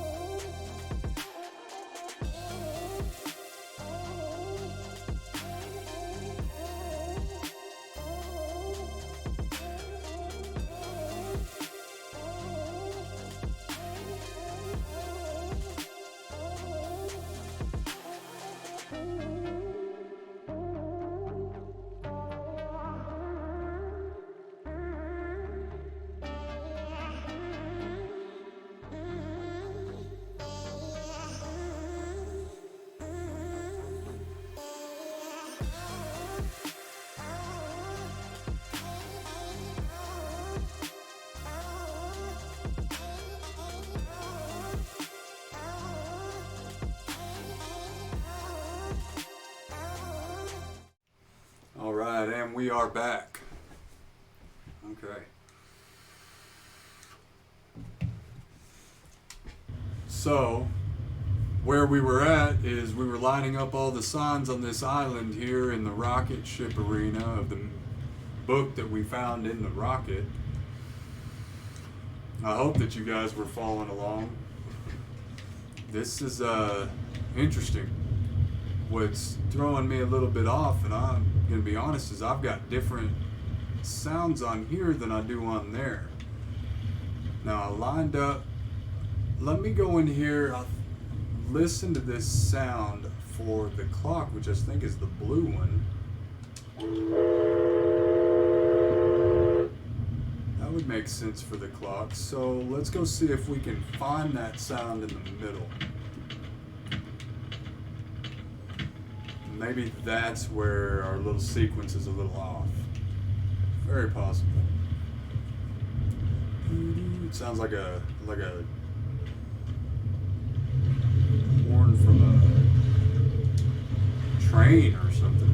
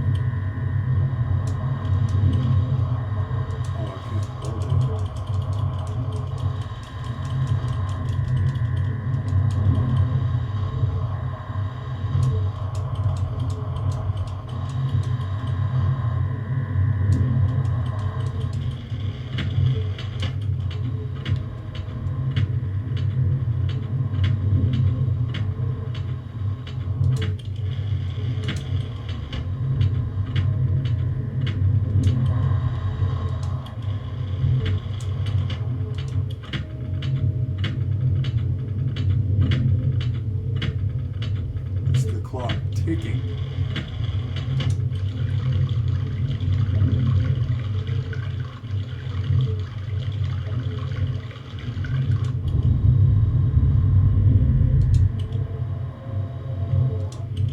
That's why.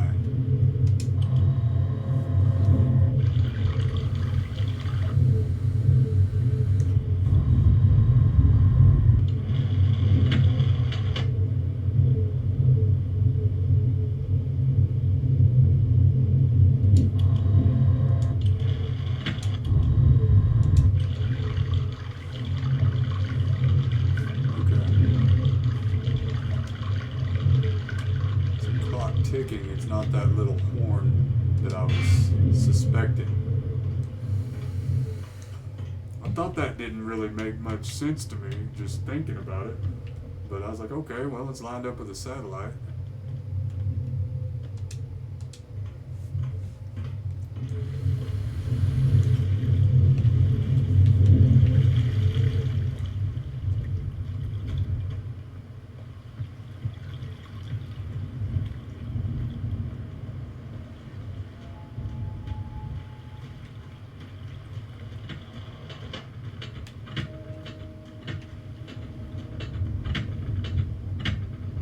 Over here going, I hope I don't have to figure out a way to fix that pendulum.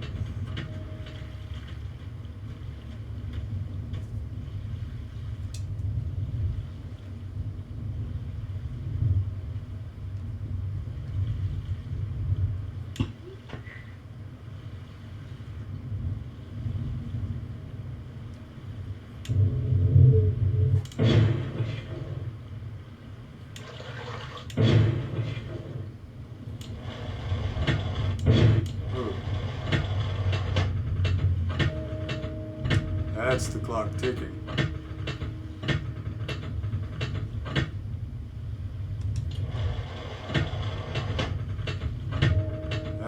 clock ticking too. So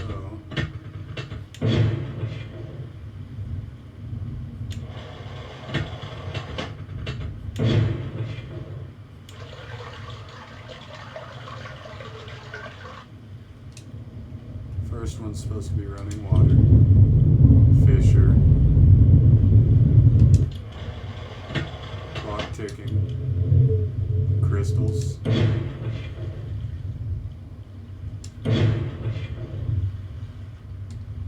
It's not there.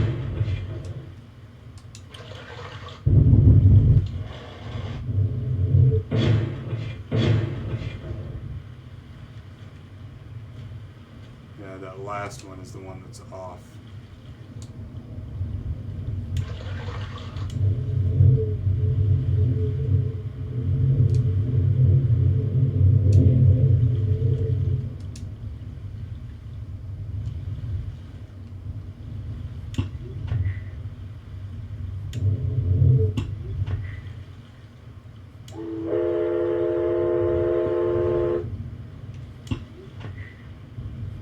So that could be here.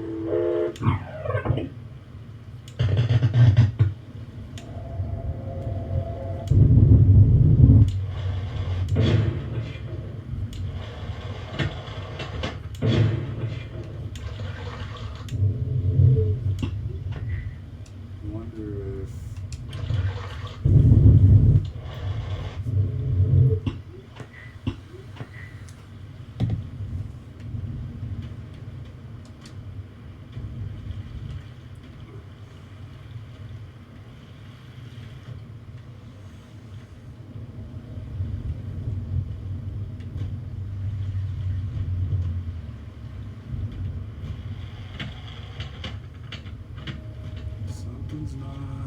something's not fitting.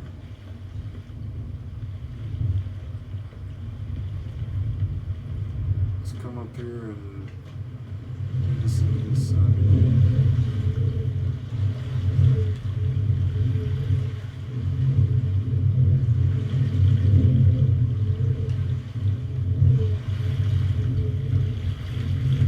Okay, and let's listen to the crystal sound again, because that sounds like the crystal sound. Maybe I got these two confused. Oh, it's the high-pitched, the humming.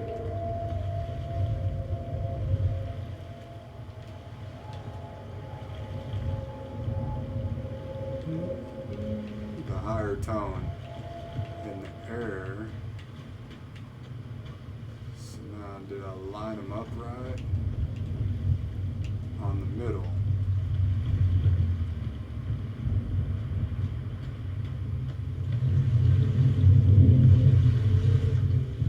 It almost has a growl to it. Oh wow, bats flying out of that thing.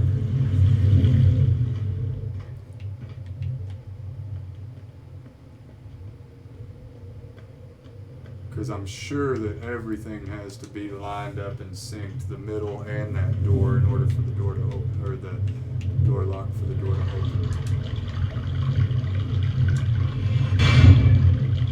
So we listen to it.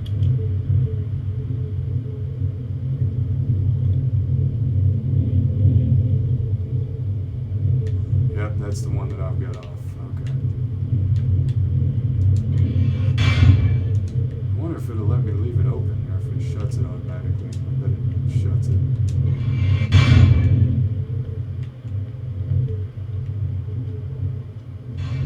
Yeah. Okay.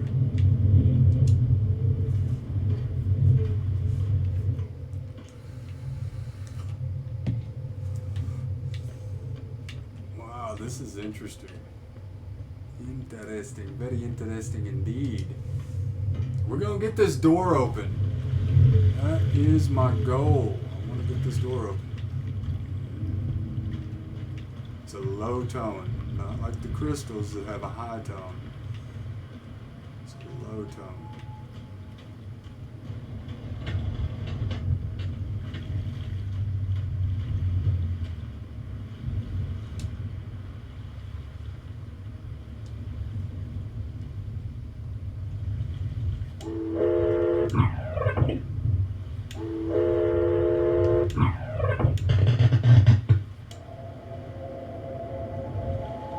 the crystals. Fissure. Sound like a clock.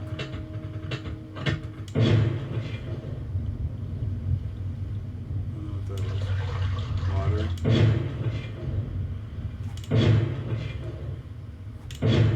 How do those two sound the same? There we go. Water, fissure.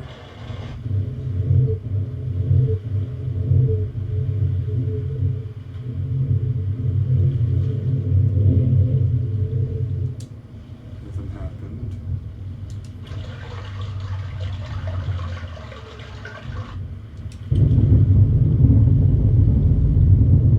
I know those two are right.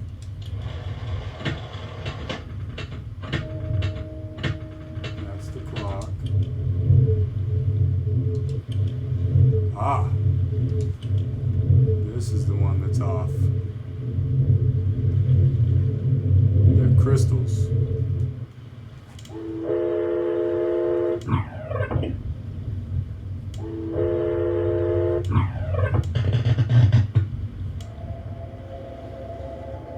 There.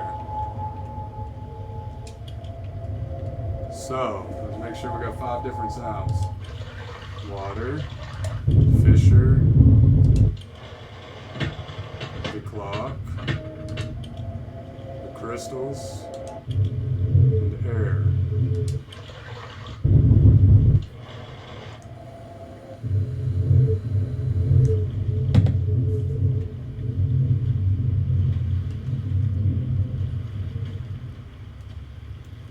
That was all 5 of them.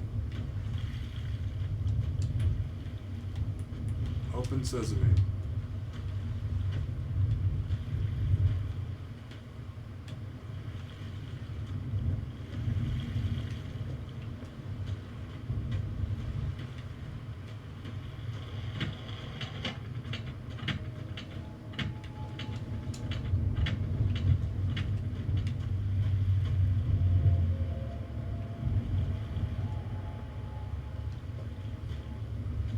That one's pointed there. That one's pointed there. This one's pointed here. This one's pointed here. And that one's pointed there.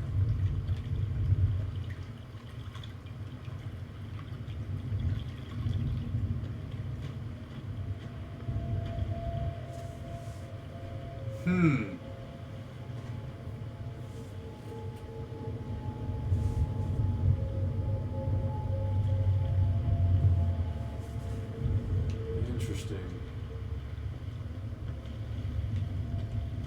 What was that?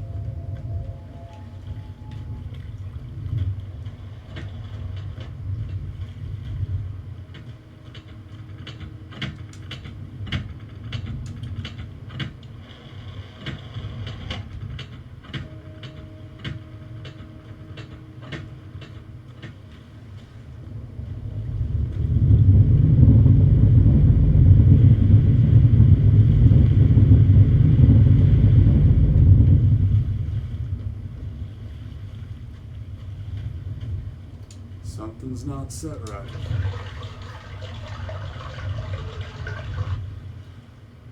Water.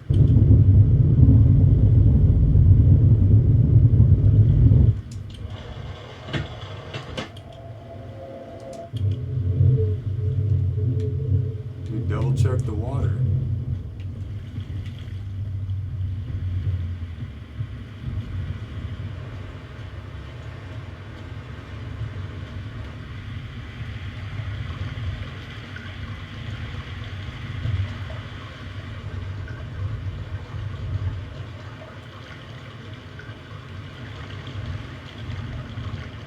See, that other one sounds like it's dripping. Maybe it's a different water sound. This one sounds more like it's flowing.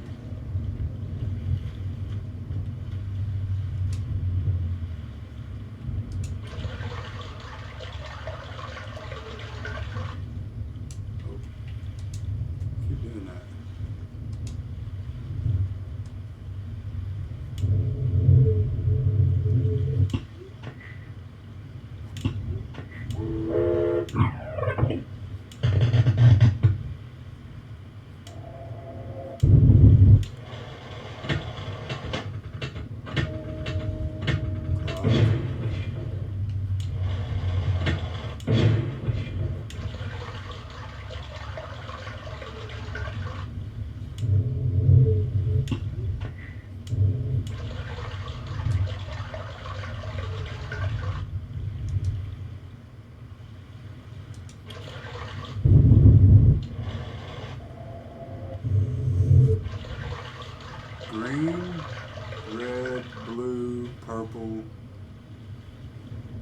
green.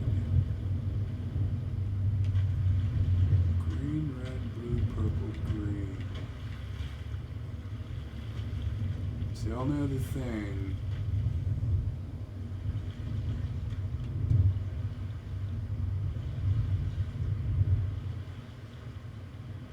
Wait a minute, these two are crossed.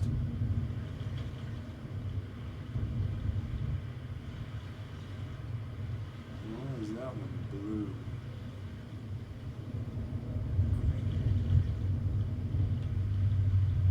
So could this actually be the fifth one and this is the fourth one?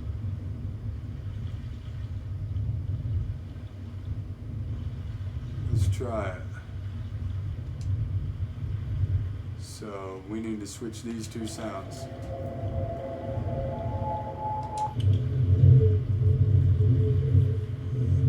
Okay, so this is going to be the easier one to remember. Let's switch this to air.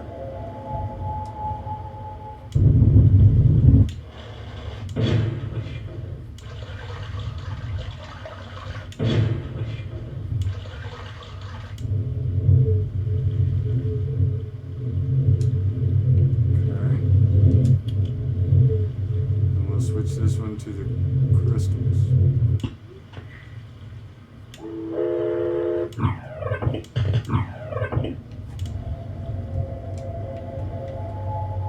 But it plays them in order. I don't know that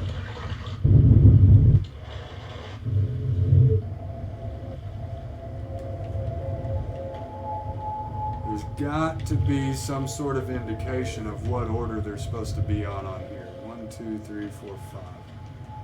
So,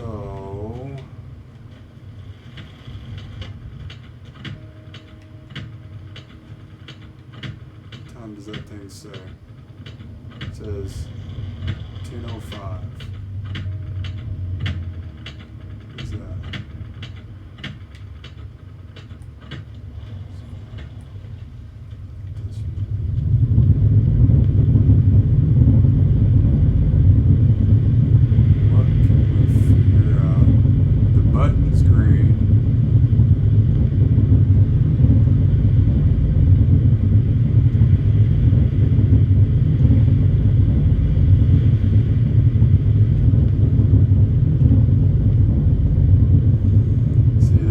Small minor detail that I'm missing here.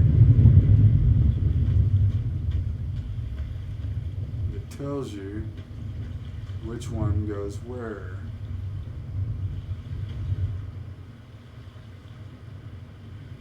Because otherwise there's so many combinations that 5 and 5 and 5 and 5 and 5.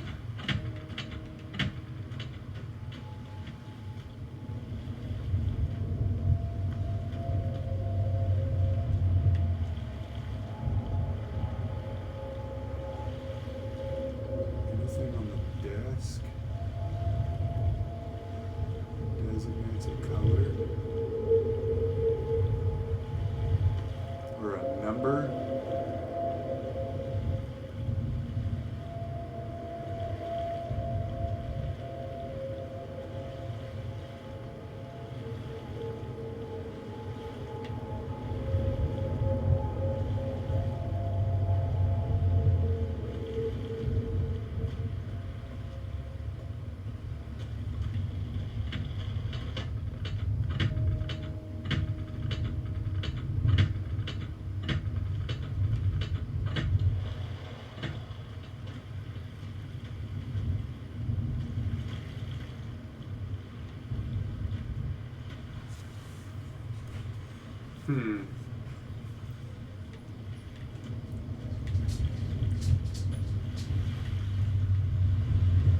Well, let's see.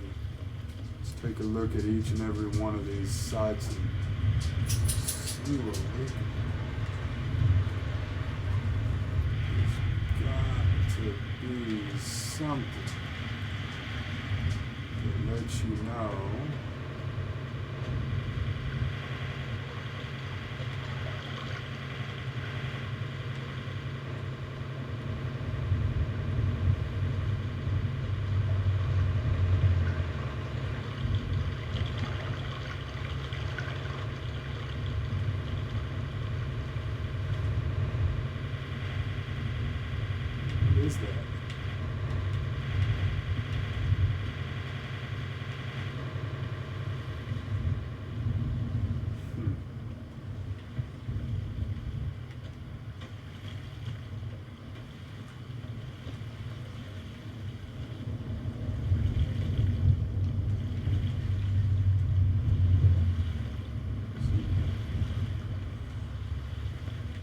mean, I'm even backtracing to see if maybe I missed some sort of message on the rocks or something.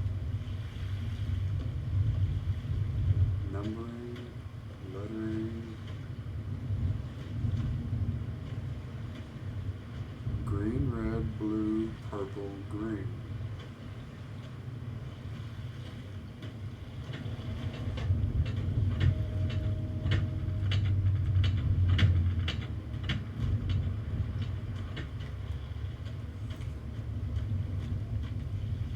Wonder if there was any type of color indicator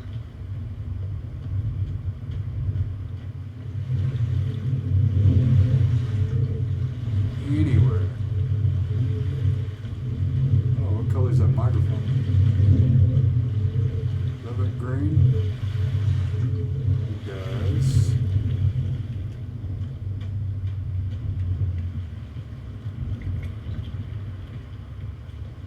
See if this microphone over here is the same color. Yes. Yes, it is. Of course it is. Okay, so that's nothing.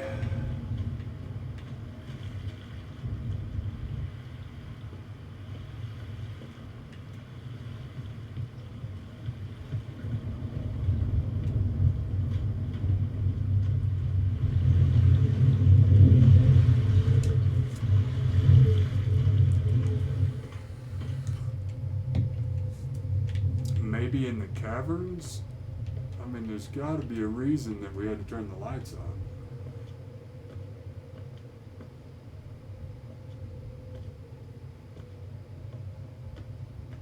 And what happens if you turn the lights off and walk?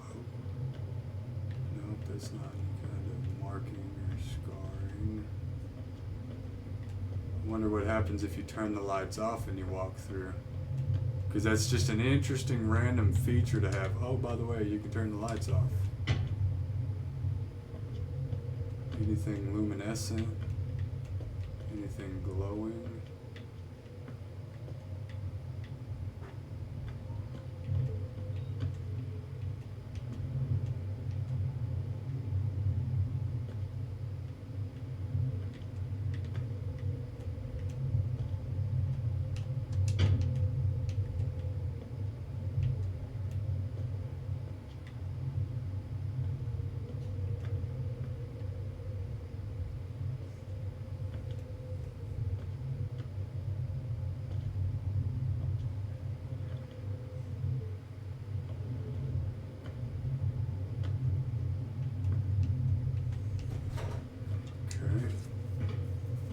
Maybe we've got a hint up here somewhere. A sign or a signal somewhere. Can we see wires out of this thing?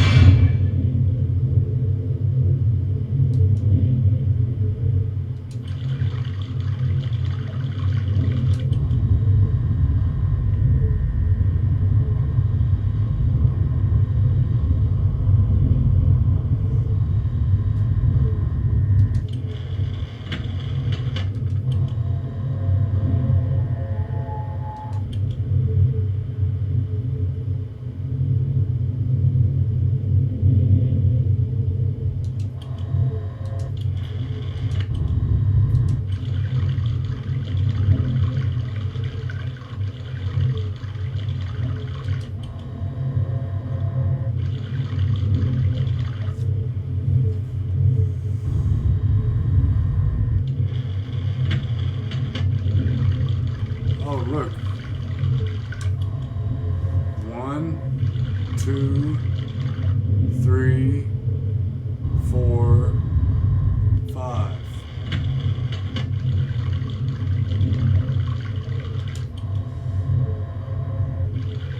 One, two, three, four. That's what it is. 5.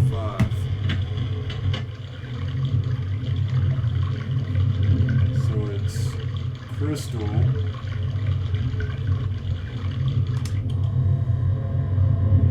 water, air, fissure,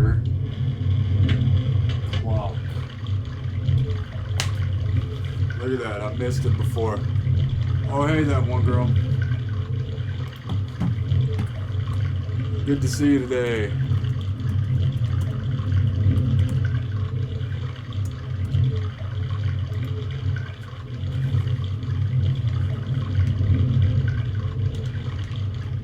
That's what it is.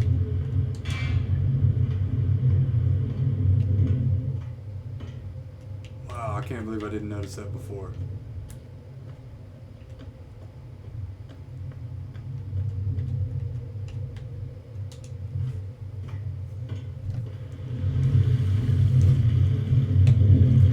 I got 10 minutes to change these around and let's make it happen. Crystal. Oh, not if you're walking. Let's run it. Crystal water air Fisher clock. I can't believe I did not pay attention to that before. Okay. So the crystal sound is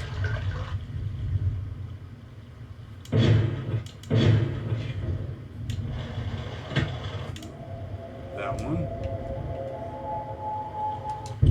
Water. No, that's a clock. There's water. Air.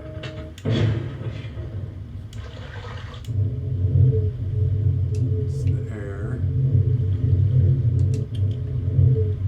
Fisher.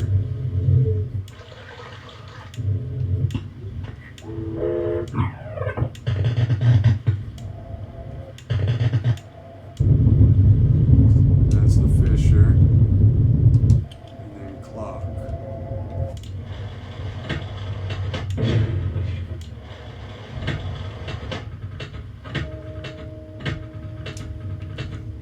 Alright.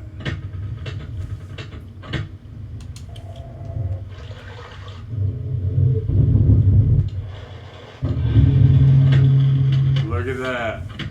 There you go.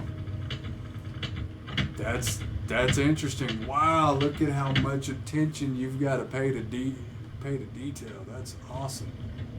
That is awesome. All right. So now let's see what happens when we go in here. I did not even pay attention to the sequence that those were going off whenever I was figuring that out.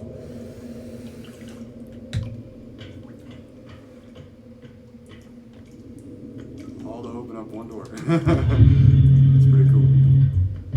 Oh, wow.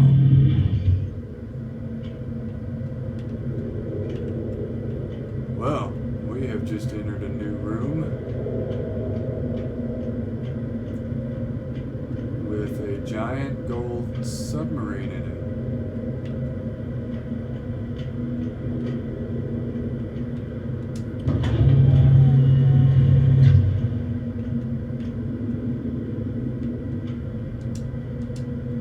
Shut that door in case this thing tries to throw me into water.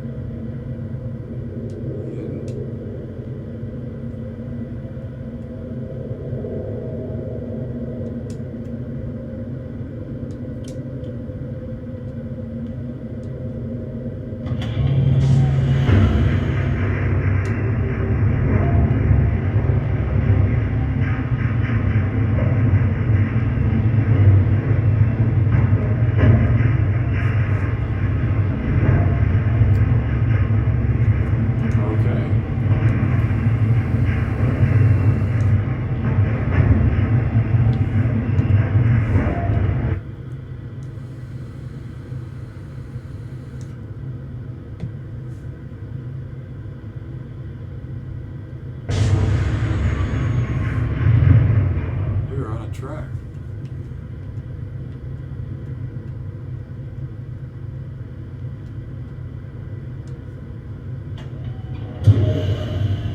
And we can turn that track.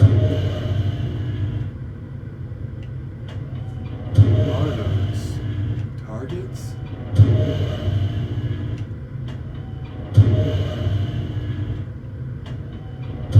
Parking spots. That's what it looks like.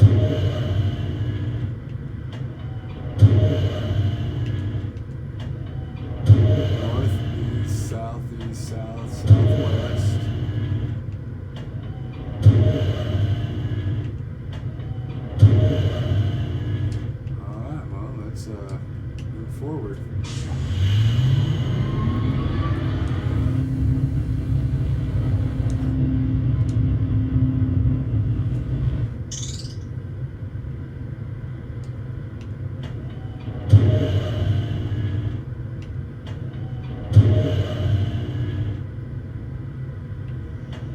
What's all the other directions?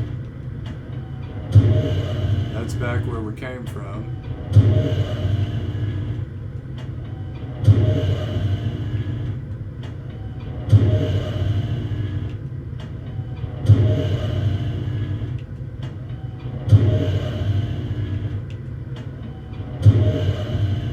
Okay. So north and then west. Oh, no, go back into that.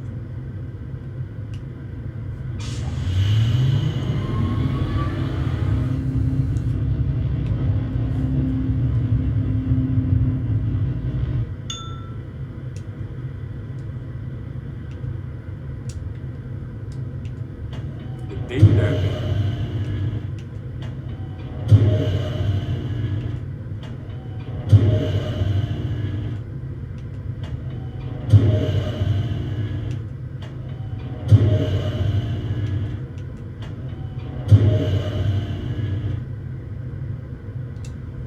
Okay, well, let's see if it takes us up anywhere first. Oh.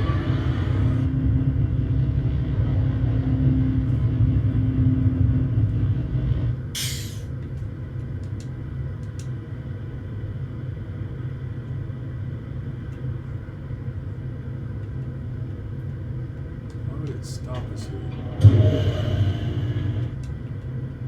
What happens if you go up to one of those? No?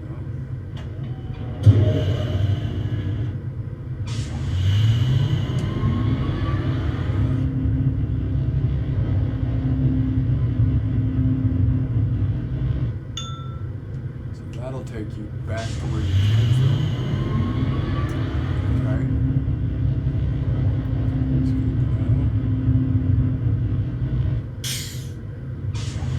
just keep going then.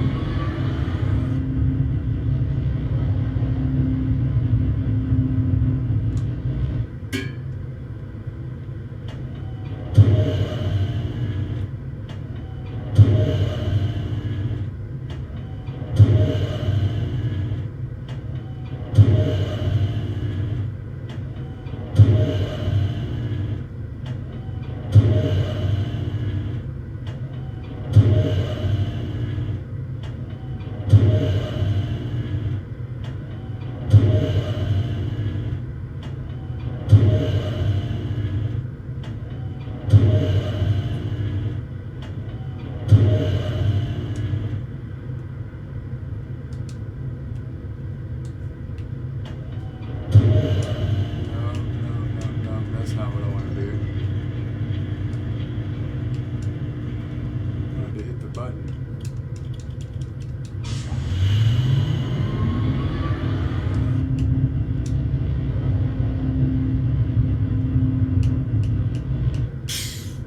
Now go back up there.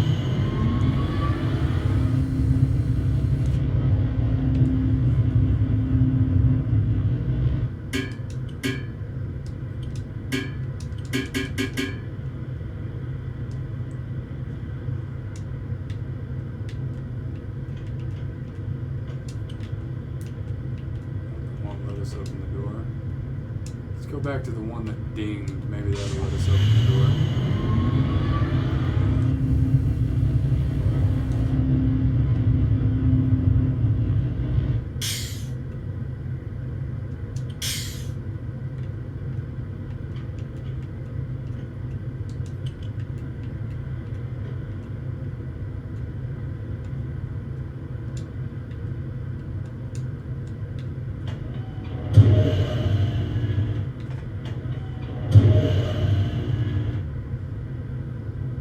I feel like that's where we came from.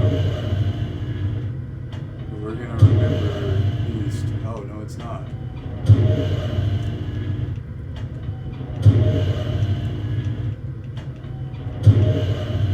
Anybody confused on the direction yet? It's a good thing I'm not.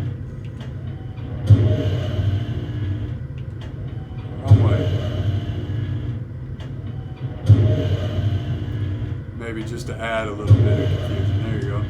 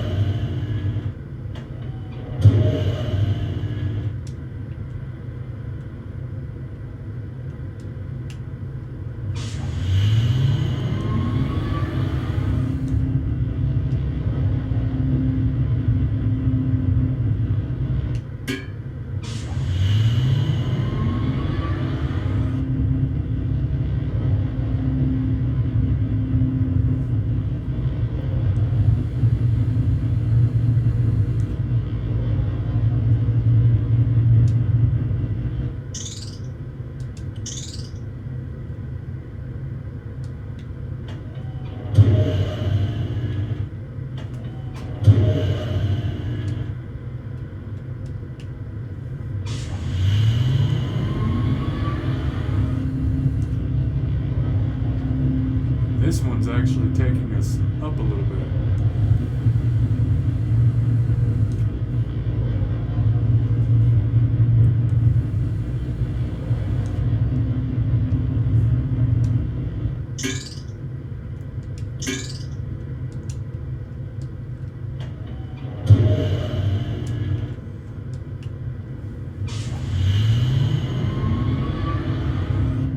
Right, left, right, up, down, sideways, backwards, forwards, and frontwards, huh?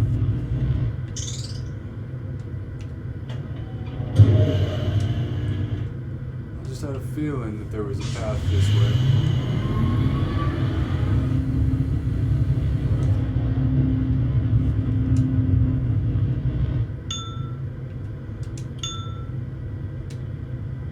Okay, it dinged at us, so let's see if it lets us out the door.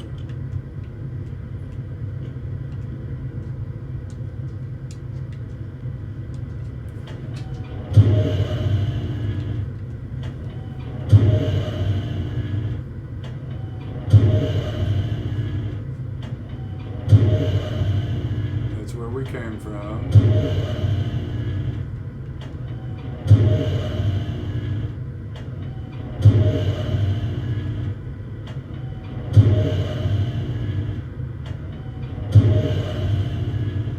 So maybe if we turn it around and face where we came from, then hit the button.